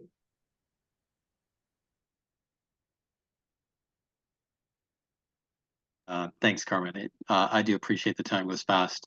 We're going to switch gears just a little bit, and I'm going to modify a question for our president candidates. And Brody, I'm going to have you go first. And I'm just formulating that question here, but let me frame it this way. And the question will speak largely to issues of your priorities as a candidate for education, jurisdiction over children and care, early learning, childcare, and mental health. So I'm just going to post that here. And if you want to frame that in terms of engagement for others, then please do. Go ahead, Brody, you're up. I did the question for you as well. Perfect. With a little bit of audio info. Let me figure audio. I'll try again. Perfect. That sounds good. You know, technology, as I mentioned, is great when it works in our favor. So I'm a firm believer in our identity. I am a firm believer in strengthening that identity to advance our interests. And I think that that has been the main failing of this current MNBC board over the last 4 years, has been an inability to articulate who the Métis people are when it comes to our children, to our families, to our most vulnerable, right? So it is my absolute campaign objective to move forward in articulating that identity so that as we go through any negotiations, be it for our most vulnerable children and families, be it for our youth, you know, we are clearly articulating who the Métis people are. One of the facets that I found myself to be the most poignant in exercising my identity as a proud Michif citizen has been wearing my sash every single day, right? And this comes to a Métis meeting on health that I attended as a elected representative of my community's youth, right? And in that youth team, I was asked to go and attend a meeting on a health agreement that was signed. And one of the things that the speaker said was to advance our Métis rights, to advance our Métis Nation identity, we need everybody wearing a sash, right? And so for that, that viewpoint, every single day for the last 14 years, I have worn my sash to every meeting, to every space I have entered in that distinct kind of approach to identify our Métis people, to identify our Métis presence, to ensure that our Métis voice is accentuated at every single table. So I'm a firm believer that passion towards identity is transmissible. We can encourage our children and family. We can encourage the province in identifying our Métis youth in care through that mechanism of cultural safety and cultural identity. Right? We need clear views and articulation of who we are so that when we do go to those negotiating tables, everyone is clear who the Métis Nation BC is and who we represent. Marcy. Thanks, Brody. Pixie, I invite you to go next. Can you reread that question for me, please?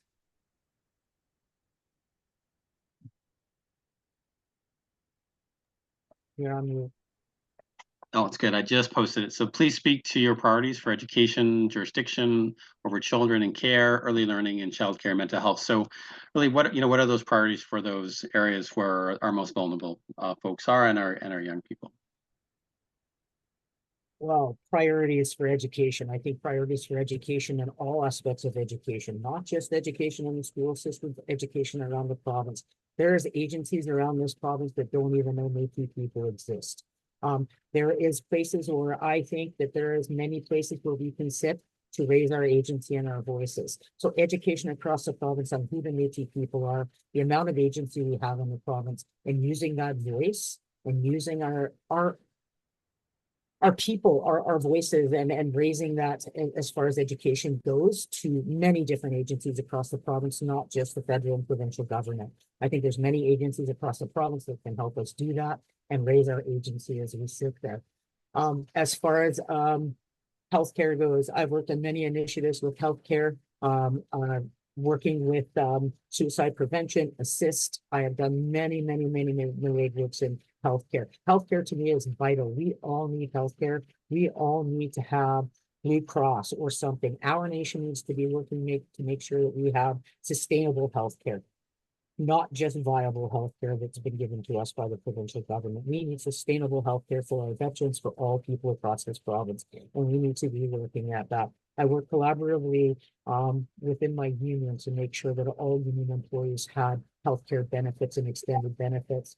So those are one of my initiatives. Education as far as children and child and families and care and education. We need a lot of education there as well, and bringing our children home. But one of the things that I am very prideful of, I work with many agencies with children and families, and I've been diligently working to raise that voice. I was just in a consultation with Open Adoption the other day, explaining to Open Adoption that even though you adopt an Indigenous child, you need to make sure that their cultural rights and their blood identity is intact.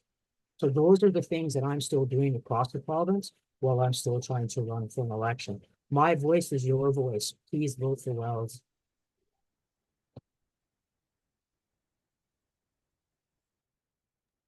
Great, thank you, Pixie. Walter, I'd invite you up to answer the question as well. And I'll restate it again. Just, please speak to your priorities for education, jurisdiction over children in care, early learning, childcare, and mental health. Okay, sorry, I have to have my camera off right now, guys. But when it comes to education, I think we've been moving fairly good on that, except for Bill C-40 has been just a thorn in our side. We need to work with our federal government, provincial government for recognition. It all comes down to rights, as I've been saying from the beginning. We need to establish those rights so we can get our IGB status. Without our IGB status, the government keeps hindering us on moving forward with our children and the rights of our children. So we will be working hard on those rights and to create and to make sure we bring that IGB status to our government here in BC. So that is one of our main priorities. When it comes to education, I think our STEPS program is under Paulette Flamand has been doing it great. They've actually doubled our funding in education in the last 2 years. We went from 7.2 million to 14.4 million in education funding, thanks to Paulette and her team. We also have established a good rapport with the provincial government with this board. Deb Fisher, our Children and Family Services portfolio holder, has done an amazing job creating the funding to bring in 11 daycare centers across the province, which is astronomical, and it's an amazing feat. That's something that's never happened. These two feats have never happened within our government before.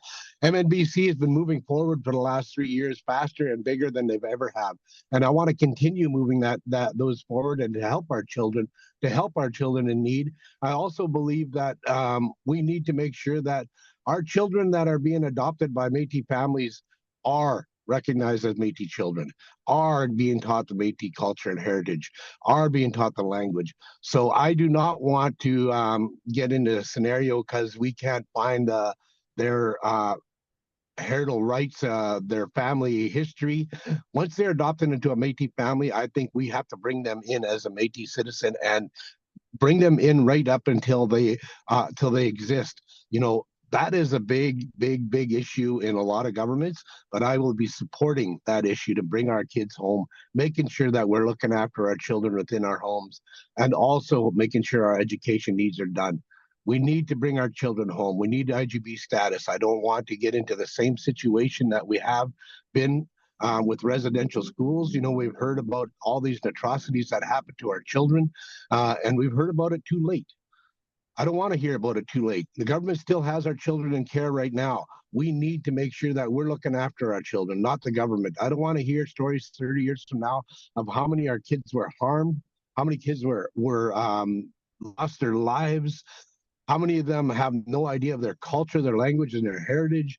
In the next 30 years, we're going to hear those stories until we take control of our children, until we take control of our children's education needs, their physical needs, their mental needs, their securities. So thank you.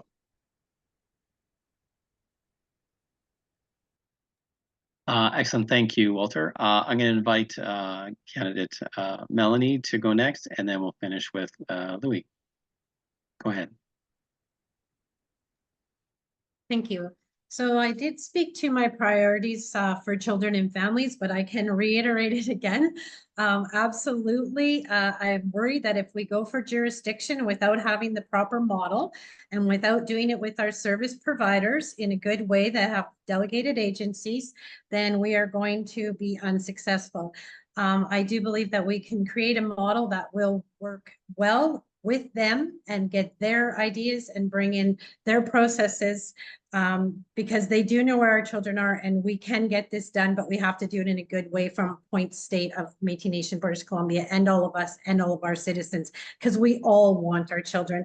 I can say from experience, if it wasn't for the opportunity to deal with Lima Tifo to Pamiswa, I wouldn't have my grandchildren the way I have them now. So it is imperative that we work with our service providers. As far as education goes, I am 150% behind education, being the former director of employment and training, which, is skills training, which is steps, which is all of that in one, again, funding multiple people across the whole entire province through our 7 regions. That is one thing that we do well. I have to say that, hearing that they've gone back to 12,500 per year is a step backwards instead of a step forwards. With economy and the way things are going now and the prices of rent and food, they need way more money than 12,500 a year and get cut off with a maximum of 50,000 as a lifetime. So there, I think we've gone backwards a little bit, but if we're getting a lot more money, maybe we can see how that works forward. And there was, what else was on there? And I'm just going to, I really appreciate the opportunity to have this and have everyone on here and all the other constituents and everything else, because we might get cut short on that part. And I just want to say that, I'm running with a great team. We all have like-minded, and we're like-minded in a lot of ways throughout the whole entire province. So Linda's not here, but you know what? Hands up to her. I'm sure she missed out because of technology. That's why. So thank you. Thank you very much. Louie. Yeah, thanks very much. So I'm going to speak on the business side, especially education. I think that has to be there, especially women in business. We're working on that at the Métis Financial Corp, as well as communities. I mean, we have to have those resources available for them to show them and nurture what they have exactly to get what they need so that they can become self-sufficient as well. Better planning, better resources, how to build up what they have. So one of the things I know that we've done out here in Chilliwack is, work toward that investment fund. It's just not we're looking for GICs that are going to produce something for us in the year, but actually have some pot of investment fund that we can put into mutual funds, things for the long term. Renting out our spaces, not by just the rooms or the office, but renting out the time. I know here we have flex offices. They operate Tuesday, Thursdays, another one on Saturday, another one on Monday. My office is also here. We all pay into it to the point at where the community can become self-sufficient so that they don't have to pay rent. So those skills are very important.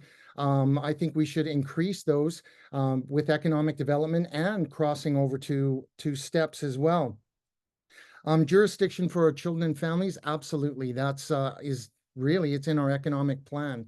We need to do that. If I talk a little bit about the healthcare piece, at the table that we're at with the Fraser Health Accord, we're talking about embedding that in your health card so that you can walk into any hospital or any care center, they swipe your health card and they already know who you are. But if we can do that at birth with children, we can capture them right away and we can follow them through their lives, and we can start right at the beginning to make sure that they have all the supports and have access to all the programs that MNBC can offer. And that ensures our culture, our language.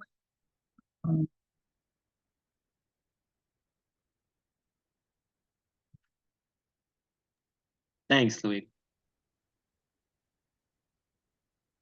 Okay, we're going to move into our last question for the evening, and then following that, we'll give opportunity for folks to provide closing comments.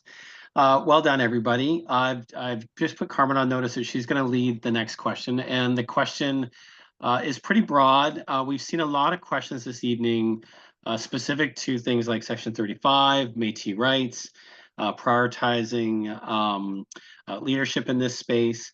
And so the formal question of the evening is, how will candidates ensure that Métis rights are prioritized in your leadership and decision-making, both internally, so within MNBC itself, and externally, so with the province, ministry, and other agencies. So Carmen, I will give you the floor on that question to start us off. Go ahead. Thanks, Lawrence. So again, if elected as the chair of MWBC, we do have strong governance, and the MWBC is a governance arm of Métis Nation BC. So in the Women's Act, Article 2, the purpose of this act is to entrench Métis women in British Columbia in the MNBC governance structure to ensure that Métis women are equally represented and engaged in all levels of governance. So it's right there, the mandate is right there for the council to do that work. And if further along in the Women's Act, 5.11, the MWBC Provincial Council shall, on behalf of the MWBC, take such action or hold such functions as may be deemed appropriate to encourage and support the spiritual, physical, mental, and emotional well-being of Métis women or for funding purposes. So given that our governance supports this work, supports the work of promoting women, promoting our rights, I would say as a council, as the chair of the council, that it would be imperative for us to advocate for our women and for our girls to have the opportunities to be involved in all parts of leadership. And in doing so, as the governance body, we can officially be the representatives that would speak on any provincial or federal or meetings with our government counterparts to promote our Section 35 rights. I also would suggest as well that collectively within the strategic plan for Métis Nation BC, that it's spelled out really clearly about how we are going to move forward to advocate for these rights. So I think given that our policy is robust, there's always room for improvement, but our policies are robust. With our way forward, with the Women's Strategic Plan, with our governance, I think with all of those as a foundation, we can push forward for the rights. And I will leave it there. Thank you. Excellent. Thank you, Carmen. We're going to swing right back to Louie. So you'll be up next on this question. The floor is yours. Okay, great. So what I think it all comes down to justice and implementing our justice strategy around the province. And that's how we're going to embed it. So that would be my #1 priority. I know that Peter Lang is a candidate coming up in Region 2, and he has extensive and years of experience in the justice system. So there are people that are running, and there are people out there. Carly Taillé is another one. We have lawyers, and we've got great minds out there that are going to help us do this. What I don't want to happen is an overexertion of exerting rights. We need to be kind, and we need to be thoughtful, and we need to be engaging First Nations in order to properly have those rights. With rights comes responsibility. It's just not rights. There is a lot to do with that, and that is that relationship piece, I think is very important. So for me, it would be implementing the justice strategy and start weaving that into all sectors, and including children and families, healthcare. All of those things are justice. Healthcare is justice. Children and families are justice. All of that is where I would like to go with that, but not in a forceful way, in a kind, thoughtful, and gentle way, so that we're accepted and supported by everyone in BC. Thank you.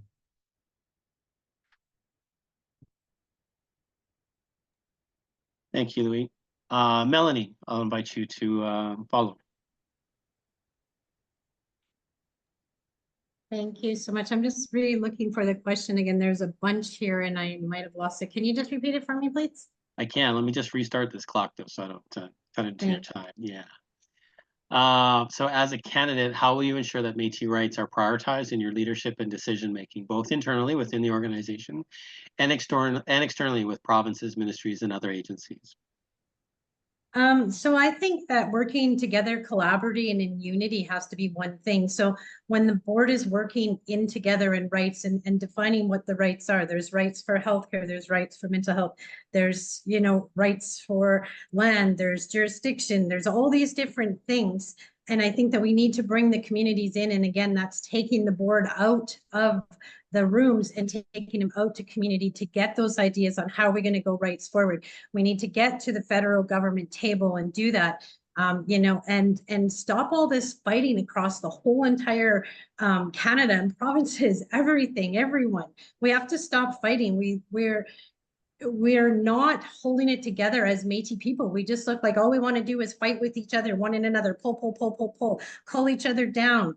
But why is this? You know, I see things coming across of, you know, they're getting funding from here and funding from there, and they're not paying their own campaigns and stuff. And that's ludicrous. I'm paying my own for everything. And I'm just disturbed that people have to pinpoint things out to us. And just because we decided to run as a team, I think that we all need to work in unity. It doesn't matter who's going to get on here. Somebody's going to get elected. We're having an election. We're going forward. And we need to work together on all of our rights. We need to show the federal government and provincial government we can do this as our people. So I'm willing to work with anyone, but we need to move forward. Thank you.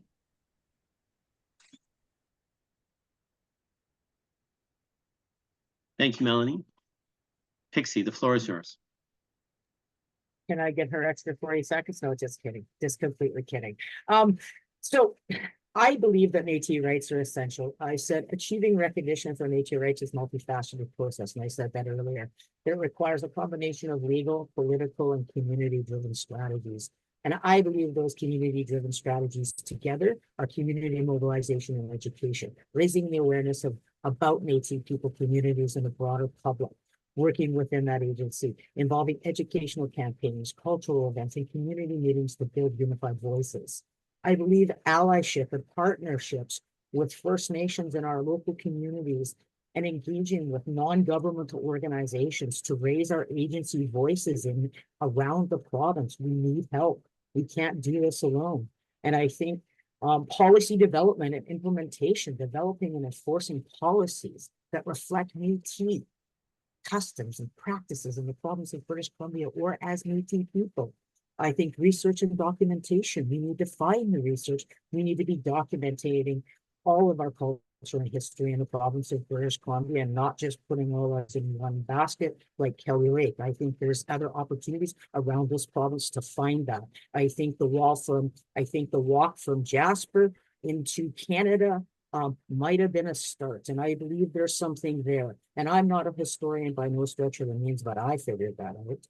And I think there's something there. One of the things I would be a little concerned, I think, is for me, is when we move forward, is capacity building. How do we do that in a really good way with good leadership, with the communities? We need to be advocating and lobbying, not just our provincial and the government. We need to be in our municipalities. We need to be raising those voices. We need to be getting those seats. We need to be at those seats, and we need to be advocating loud and proud as Métis, the mighty Métis of the fur trade people. So I'm asking you again to look at this and stand up and make change. So again, thank you again. Merci. Hi. Excellent. Thanks, Pixie. Walter, the floor is yours. Can you repeat the question, Lawrence? I certainly can. So the question is, as a candidate, how will you ensure that Métis rights are prioritized in your decision-making, both internally within the organization and externally with the province, ministry, and other agencies? Well, as a Minister of Rights right now, it is a priority of mine, and I've been dealing with that since day one, since I've taken this file on. You know, within the province, we got to make sure that we have these talks and these negotiations with our First Nations leadership across the province to, you know, make them better understand who we are as a people. You know, there's so many narratives out there in regards to what Métis people are, who Métis people are, and what they're all about. You know, we need to create those relationships with other First Nations communities. You know, we've signed one of the most historic agreements ever in the history of Métis people with Fraser Health, under the guidance of Luigi Jagger, our health file. He has done a lot of work in that area, and he's managed to sign an agreement with 32 First Nations communities with Fraser Health to include MNBC in part of, and give us an equal voice on that board. So that was very historic, and we need to continue those relationships across the province within BC to discuss these issues with First Nations communities. I have a great rapport with a lot of the First Nations communities up in Treaty 8 area, and that would include our report through Kelly Lake. You know, they do recognize Kelly Lake as an Indigenous community. They do not repute that. So we are going to use that to assure that we are going to be fighting for our rights. And it's not just through Kelly Lake. You know, we have other areas around the province that we're doing research. Right now, we feel like Kelly Lake is our strongest position. We will also continue negotiating with federal government, provincial government, you know, making sure that we're keeping those doors open. We are the first government that's opened those doors for MNBC. When we first went to Ottawa, we did 26 meetings in 3 days. The main question that was asked to us is, who are you? Who is MNBC? That tells me that we haven't been through them doors in the past. So we are opening them doors, and we will continue to open those doors and negotiate on behalf of MNBC and the citizens of British Columbia on rights. So that's what we are going to be working on for the next 4 years. Thank you. Excellent. Thanks, Walter. Brody, I'll have you take this question out, and if it's okay with our youth candidates, I'm going to switch the last question up for them a little bit. But Walter, invite you to address the question that was proposed. Perfect. So if I may address the question. Sorry, Brody. Sorry, that was my mistake. I meant to say Brody, not Walter. So sorry, sir. The floor is yours, please. No problem. Walter and I often get confused at meetings, and so that's not the first time this has happened. I appreciate the confusion. So with that, though, it is important to recognize that distinction in the question of internal recognition, how we at Métis Nation, within Métis Nation, can exercise those rights and recognize those rights. And I'm a firm believer that to answer the first part of the question, we need that concerted educational effort within our own Métis Nation to discern amongst staff, amongst community, amongst our local First Nations relatives, but essentially from that local perspective on who the Métis people are. And once we are clear on that identity aspect, we can then move forward in sharing that narrative with our First Nations cousins, with the provincial government, with our federal counterparts. And once everyone in BC understands who the Métis people are, there will be no doubt about our historic rights. As a historian, I myself have looked at the historic recognition of the Métis within the Peace River area. We have evidence that was promoted to the Métis Nation as early as 2014 on the recognition of rights of Métis within the Peace River area. We have recognition from First Nations in as early as 1909, as late as 2012, recognizing that community of the Michif in and around the Tijon Cache area in the Okanagan. Right, there are many aspects of these externally recognized areas within British Columbia that have recognition as being Métis from the Catholic Church, from First Nations, from the provincial, from the federal government, from local communities. It is a matter of really broadening the vantage point of where our Métis communities exist and being open to that history. So I thank you again, Marcy. Excellent. Thanks, Brody. Appreciate that. So if it's okay with our youth candidates, we're gonna switch up the question just a little bit so that hopefully it's more relevant to their office and their electorate. So I do invite the youth candidates to answer this question. How would you like to see youth voice brought into conversations around economic development? And what does youth-centered community engagement model look like to you? And I will ask Brianna to go first on that. So I would like there to be more opportunities for youth to be able to gain education around finances, like just basic things, like maybe youth don't know what credit is or other small things, and build it up to offer opportunities to learn then what is economic development. So this can start with learning about that and how youth can become entrepreneurs and create their own business, and educate around what supports MNBC offers through the financial core and through other Indigenous organizations such as Futurepreneur. A youth-centered community engagement model would be consulting youth on what they'd like to learn more about, do more. So that could be done through the MyBC Council, and then they can talk to their local reps who can then also talk to their local citizens. So I think that would take a lot of consultation. Sorry, take consultation about what the youth want. It's for them. So thank you.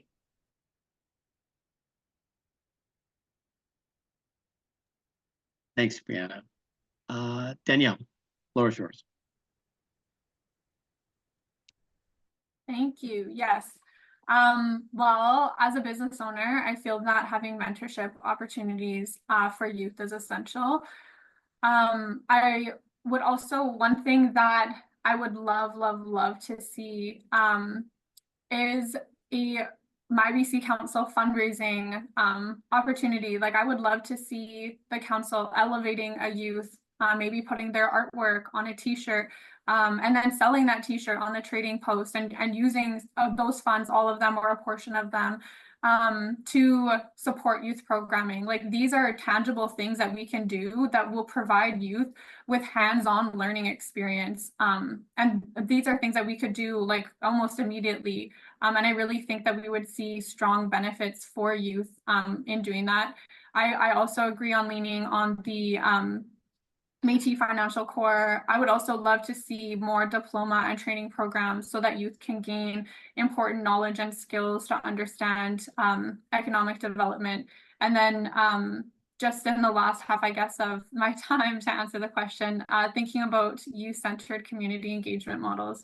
Another thing that I would love to see is doing mini practice MNGAs to get youth involved in politics, explaining to youth how the MNGA works so that they can feel comfortable stepping into those spaces. As someone who, you know, like a young person stepping in those spaces, it's scary. There's lots of, like, I don't want to say older people, but lots of people who have been in those spaces for a long time. It can be intimidating. And so I think we really need to take a step back and make sure that we are providing and supporting youth in engaging in and stepping into those spaces, so that they feel comfortable engaging in politics. And then I would just love to see also getting creative and using other platforms other than email and Facebook to engage youth so that we can have good consultation and communication with the youth. Thank you.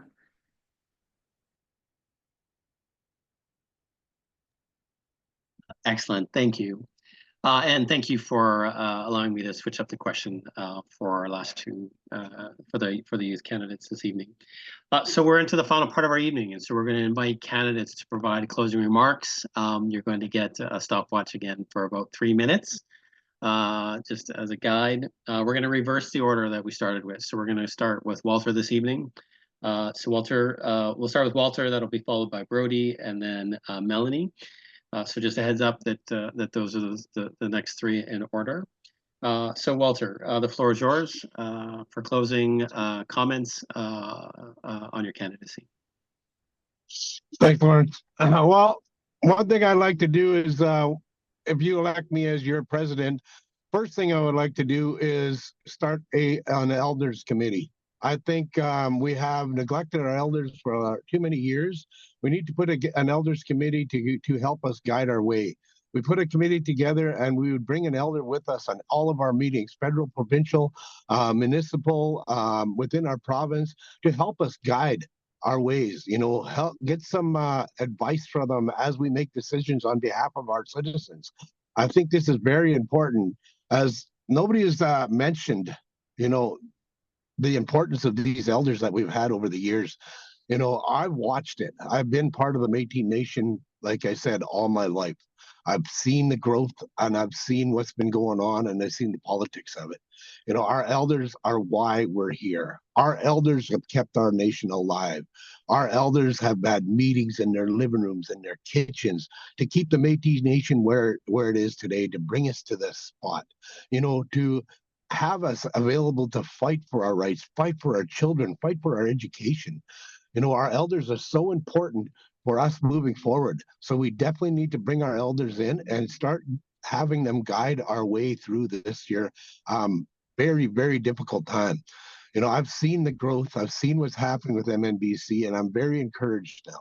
You know, we've come a long way from the first time that I started getting involved in Métis politics. we had nothing. We had no dollars for anything. So we've moved the needle quite a bit. We're in a good way right now. MNBC has done a lot of work over the last 30 years to bring us to this spot. And it's all because of our elders. Our elders are what brought us here. Our elders are what lifted us up. I also want to make sure that we fight for our rights. Our Métis rights here in this province.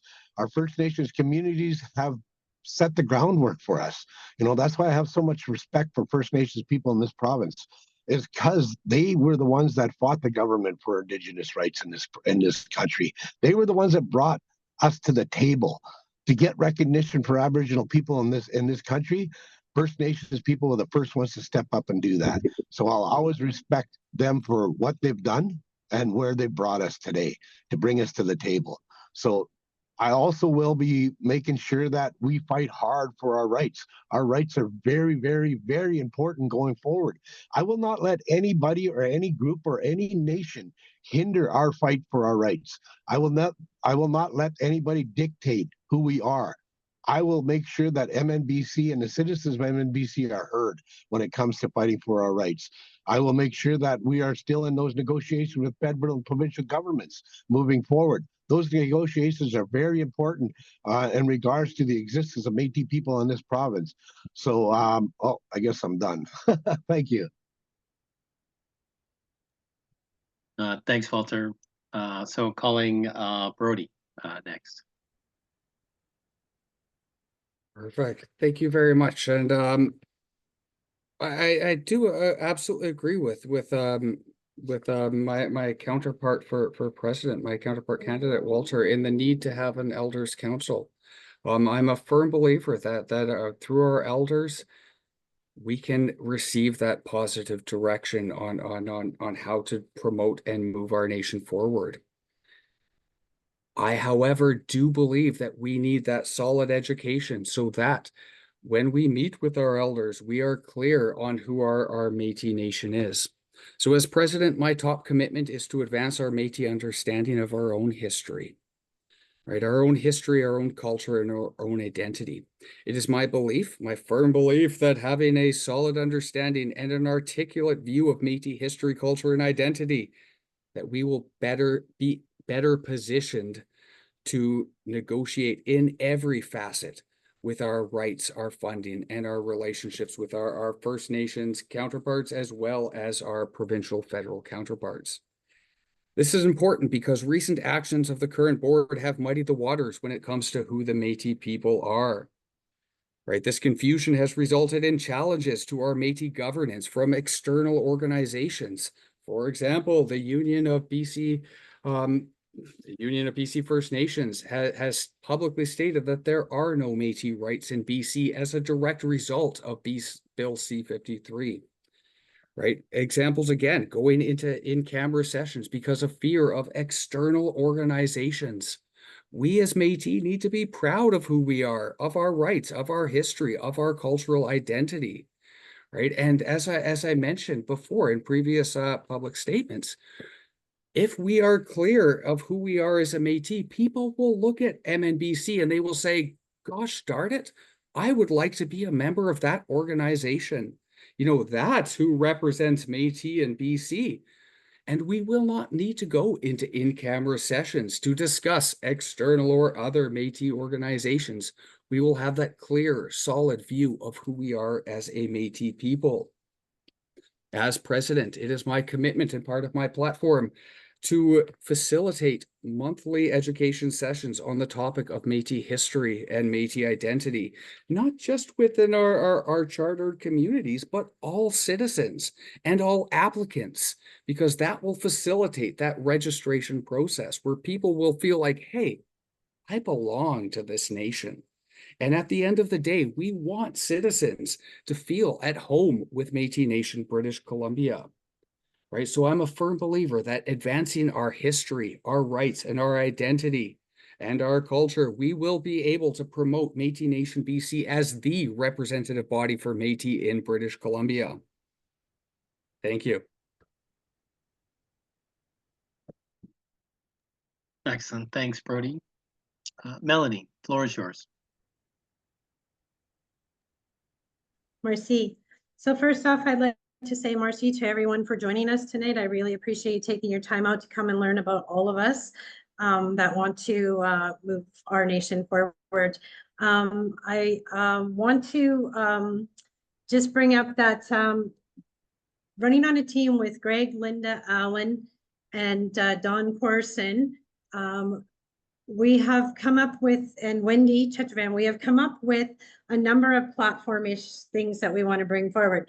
So we have 28 of them, and I'm just going to read them off a little bit quickly here. So we have good governance. So number one, we'll take a full review of overall MNBC government structures.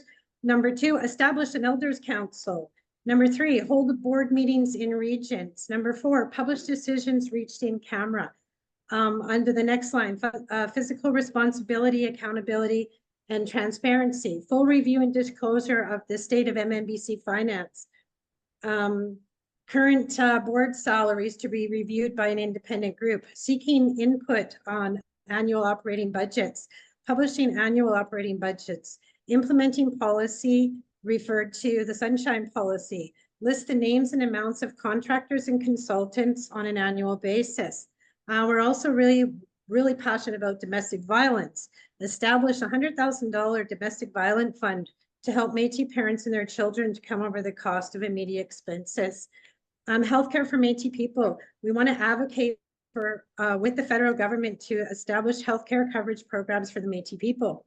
Reviewing existing mental health and services and drug and alcohol treatment needs. That's huge, especially in our Camosun community. We see a lot here. Establish a Métis pharmacy. We also are concerned about Métis housing, carrying out a full review of housing related expenditures, properties that we're buying. Enhance funding for Métis seniors home and home repair programs. Our seniors, our elders, they are our core. We need to take care of them. Métis trades people building homes for Métis people. We have funded and educated so many people that we need to start drawing on those ones to help us build our nation forward. Métis housing in the Lower Mainland project.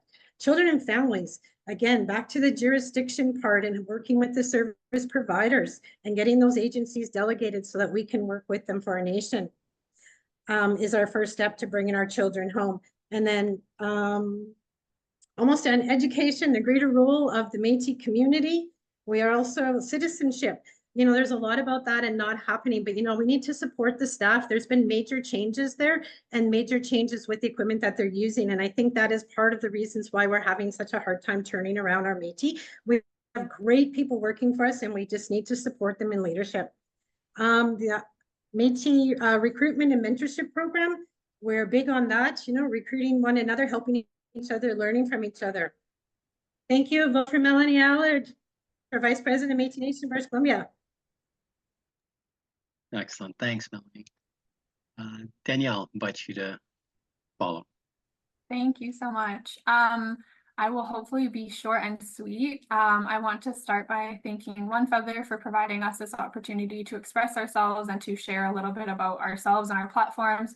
I also want to raise my hand to everyone who has put their name forward in this election. I've really appreciated sitting in this very large virtual circle with you all and hearing everyone's perspectives.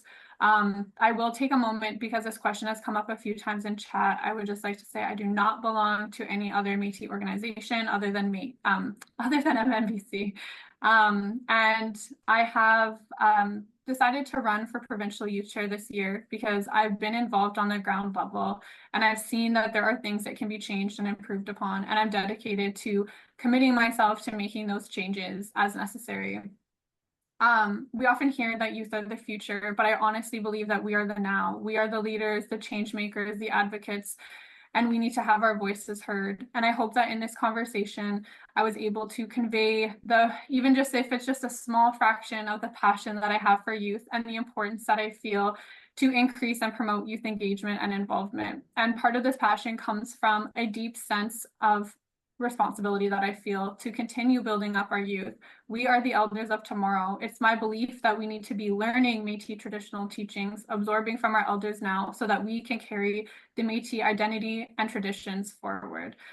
I will invite you all to visit my website to read more about me. It's really challenging to condense all the info into such a short few statements. So my website is daniellebergevin.ca.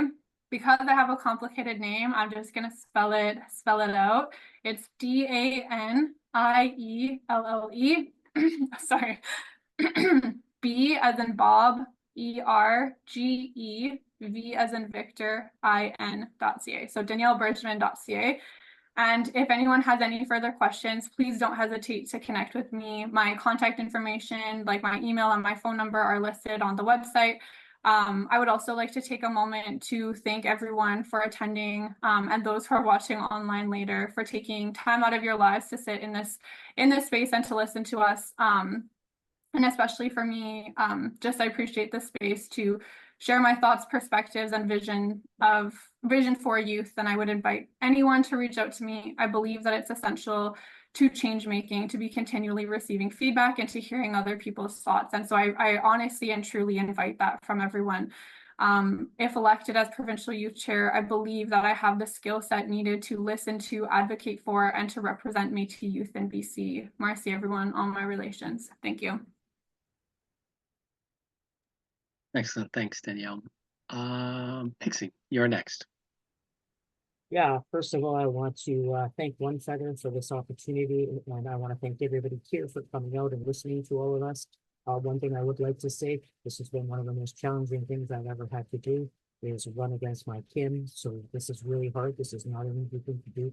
So I hold my hands up to each and every one of you who have taken the step to move your voices forward, or the community voices forward. My political campaign and for me, I guess, goes, if you vote for me, what you're going to get is tons and tons of hard work.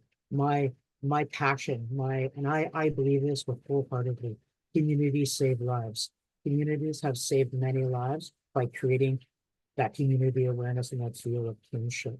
I believe in building strong foundations, and I believe in working with the youth. I've worked with the youth on many projects, grassroots projects initiated by MNBC. I've also worked with the women of this province on grassroots initiatives. I've also worked with the 2 LGBTQI in the province of British Columbia on grassroots initiatives. And I believe that grassroots initiatives and concerns are very important. I believe our children are very important. Education is important. I believe our children with neurodiversities need to be looked after. Our healthcare system needs to be looked at, and I think that we need to be looking at that as a community and how do we move forward. One thing that I have learned in the province of British Columbia is there is a lot of really intelligent people in this province, and I've sat at many tables with many of you, and I've worked with many of you on some of these initiatives. So together we can do this. Together we can make change. Together we can build a nation of our dreams and the land of our dreams. And I believe all of these things that candidates talk about are important. But what's the most important thing is community. If we don't have communities, we don't have a nation. So without you, we don't have a nation. So I'm asking you, please raise your voice, stand up, bring out your agency, show the nation that we have agency in the province of British Columbia. Your voice is a choice. So vote for Wells. And if you want to get a hold of me, Wells for Community at outlook.com.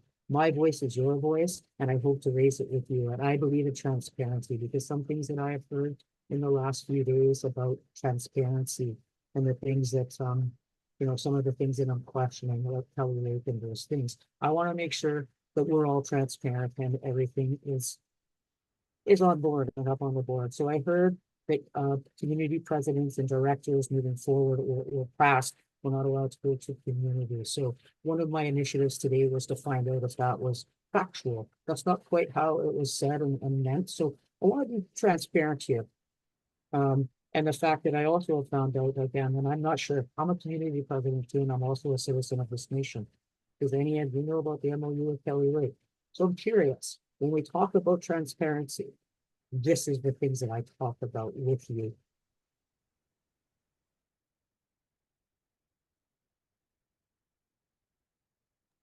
Thank you, Pixie.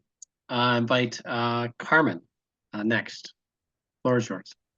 Thank you, Lawrence. And I too want to express my thanks to One Feather for organizing and for the excellent moderating happening tonight. And thank you to all of you who have put your name forward to care and run for our nation. It's great to see so many people engaged in the electoral process. I just want to start my comments out by just saying that if elected, I will disappoint people. And I am aware of that, because I'm aware that there will be decisions that will need to be made that won't be popular with some people. But I will tell you that I am somebody who is always open to dialogue. And if you disagree with me, I will not shy away from tough conversations. And I do like to believe that we can come together as a nation to work collaboratively and work to find consensus. So please know that while I don't intend to disappoint people if elected, I'm aware that that comes with the territory when you take on leadership. I come from a strong bloodline. My uncle Damas Carrier is in the mass grave in Batoche. And he fought for Métis rights, and that runs in my blood, and I feel it in my body. As I mentioned, I mentored under Dr. Howard Adams, and he was passionate for Métis rights and for Métis people to be educated and to learn about who they are and to never, never bow down from a challenge about advocating for our rights. We are proud people. We have a proud history. We have a history of standing up to government, and I am committed to doing that. I want to see our Métis people and our culture and our languages thrive. I want to see our women and our girls and our children and our 2S community and our Métis folks who are living with disability all thrive. And we are a stronger nation when we lift up those who don't have the equity with the mainstream. I believe that Métis women, the history of our nation rests on the shoulders and the hearts of Métis women. We have built this nation alongside our men. We have held culture and community together. And I believe there is a strong place for our women to move forward and still hold a place in our nation. And because there is not equity still in 2024 for women in the mainstream, it is necessary to have a council that advocates for our Métis rights, for our women and our girls. And with that, I think comes stronger rights for all of our Métis kin. So I hope as we move forward that you will have a look at my website, carmencarrier.ca, and I am open to having conversations and dialogue. And I want to thank everybody for being here tonight. Marcy. Excellent. Thanks, Carmen. Louie, you're up next. Floor is yours. Hey, thank you very much, Lawrence. Thank you again. Thank you, everybody, for being here. I take this job very, very seriously. Walter and I just visited 34 of 39 of our communities, and we heard on the ground what their needs were, where their frustrations were. We heard that, and we're taking it back. And with mandate letters, we are going to make a difference again because we can. I am fiercely loyal to MNBC, our presidents, our Constitution, our Senate, and to MNBC citizens.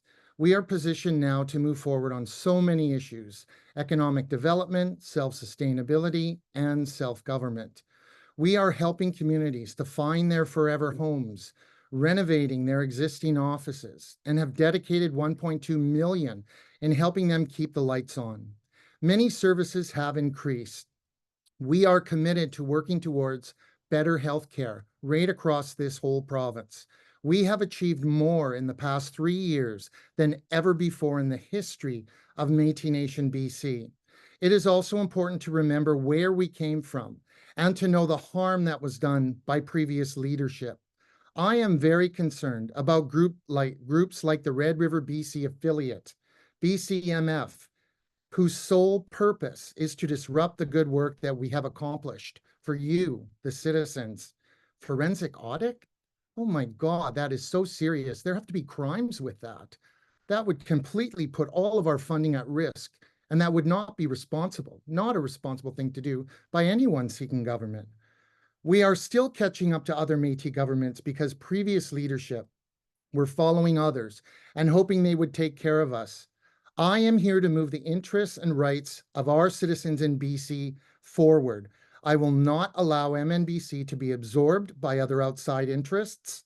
History has shown that it does not benefit our children, our elders, or any of our citizens to be controlled by outside interests. I again urge voters to inform themselves. If they haven't already, there are conduct reports and recommendations from former BC Attorney General Wally Opal. They are all available on the MNBC, Métis Nation BC website at www.mnbc.ca or Google Métis Nation BC Wally Opal report. It paints a disturbing picture of past leadership that did not keep the interests of MNBC and our citizens front and center in the work that was done. We cannot afford to go backwards.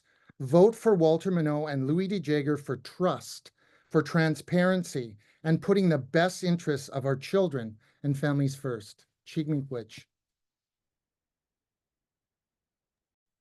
Thank you, Louie. I am going to call on Brianna to close us out, but before I do that, I just want to make sure that just take a moment, if I've missed anyone in this closing commentary, to please let me know in the chat. I think I've got everyone checked off, and assuming that I have, I'm going to call on Brianna to take us out with the final closing comment from my candidate this evening. Go ahead, Brianna. Thank you very much. I want to thank everyone that helped plan this event, and for those who took the time out of their day to ask questions and listen into this town hall. I urge you to please ask the youth in your family and community between the ages of 15 and 30 to please vote in the upcoming MNBC election. Whether that is for me or for Danielle, I don't care. It is just so important to participate. Well, I do care, but you know what I mean. It is so important to participate in our democratic system. It is not only our civic duty, but it gives our youth a say in voting on important issues that affect them. I want to reiterate that I am devoted to giving back to our Métis community. I'm dedicated to intergenerational learning through bridging the gap between elders and youth to preserve our heritage, cultural growth by encouraging participation in cultural events and Michif language preservation, and having a collaborative relationship with strengthening alliances with local First Nations, and teaches the importance of relationship building to youth representatives. My key initiatives, if elected, is to enhance cultural engagement, so I will apply for grants outside of MNBC to fund cultural events that engage Métis youth. 2, to help build community networks by developing robust support networks for communication and cooperation amongst Métis youth across our province. And 3, to promote leadership development by implementing leadership programs to prepare Métis youth for future advocacy roles. I believe I have an effective and innovative voice for chairperson of Métis Youth BC through grant delivery, education, board involvement, and research. I will positively affect needed actions and policies to reduce inequity while championing the continued empowerment of our Métis youth. So if you want to learn more about me, my background, or my platform, I have a website called briannagreer.ca, and I'm going to spell it out because my name isn't spelled how it normally is. It's BRIANA Greer, GREER.ca. I will also be attending the Métis Rendezvous this Saturday in Duncan, BC, if you would like to talk to me in person. So, thank you very much. Merci Miigwech. Excellent. So it's my opportunity to say thank you to everyone. And as someone who runs an organization that conducts elections across the country, it's always a pleasure to hear the passion and the commitment and the voice of our people in support of our people and the good work that they all intend to do and expect to do if elected. So my hands up to all of you, and public service is no small thing, and good on all of you for stepping forward to seek office, to do the good work that's necessary for your people. A reminder, folks, that this session has been recorded. It will be uploaded to the MNBC website sometime within the next 24 hours and to their YouTube channel. So I would encourage candidates and others to find that when it's loaded, when it's uploaded, and use it to share the message and the good work that you all hope to achieve. All the very best this evening. In my language, we say Gelekasla, Helekasla. Be safe, be well, and be kind. Have a nice evening, everybody. Take care. Merci. Thank you, Lawrence. Bonsoir too.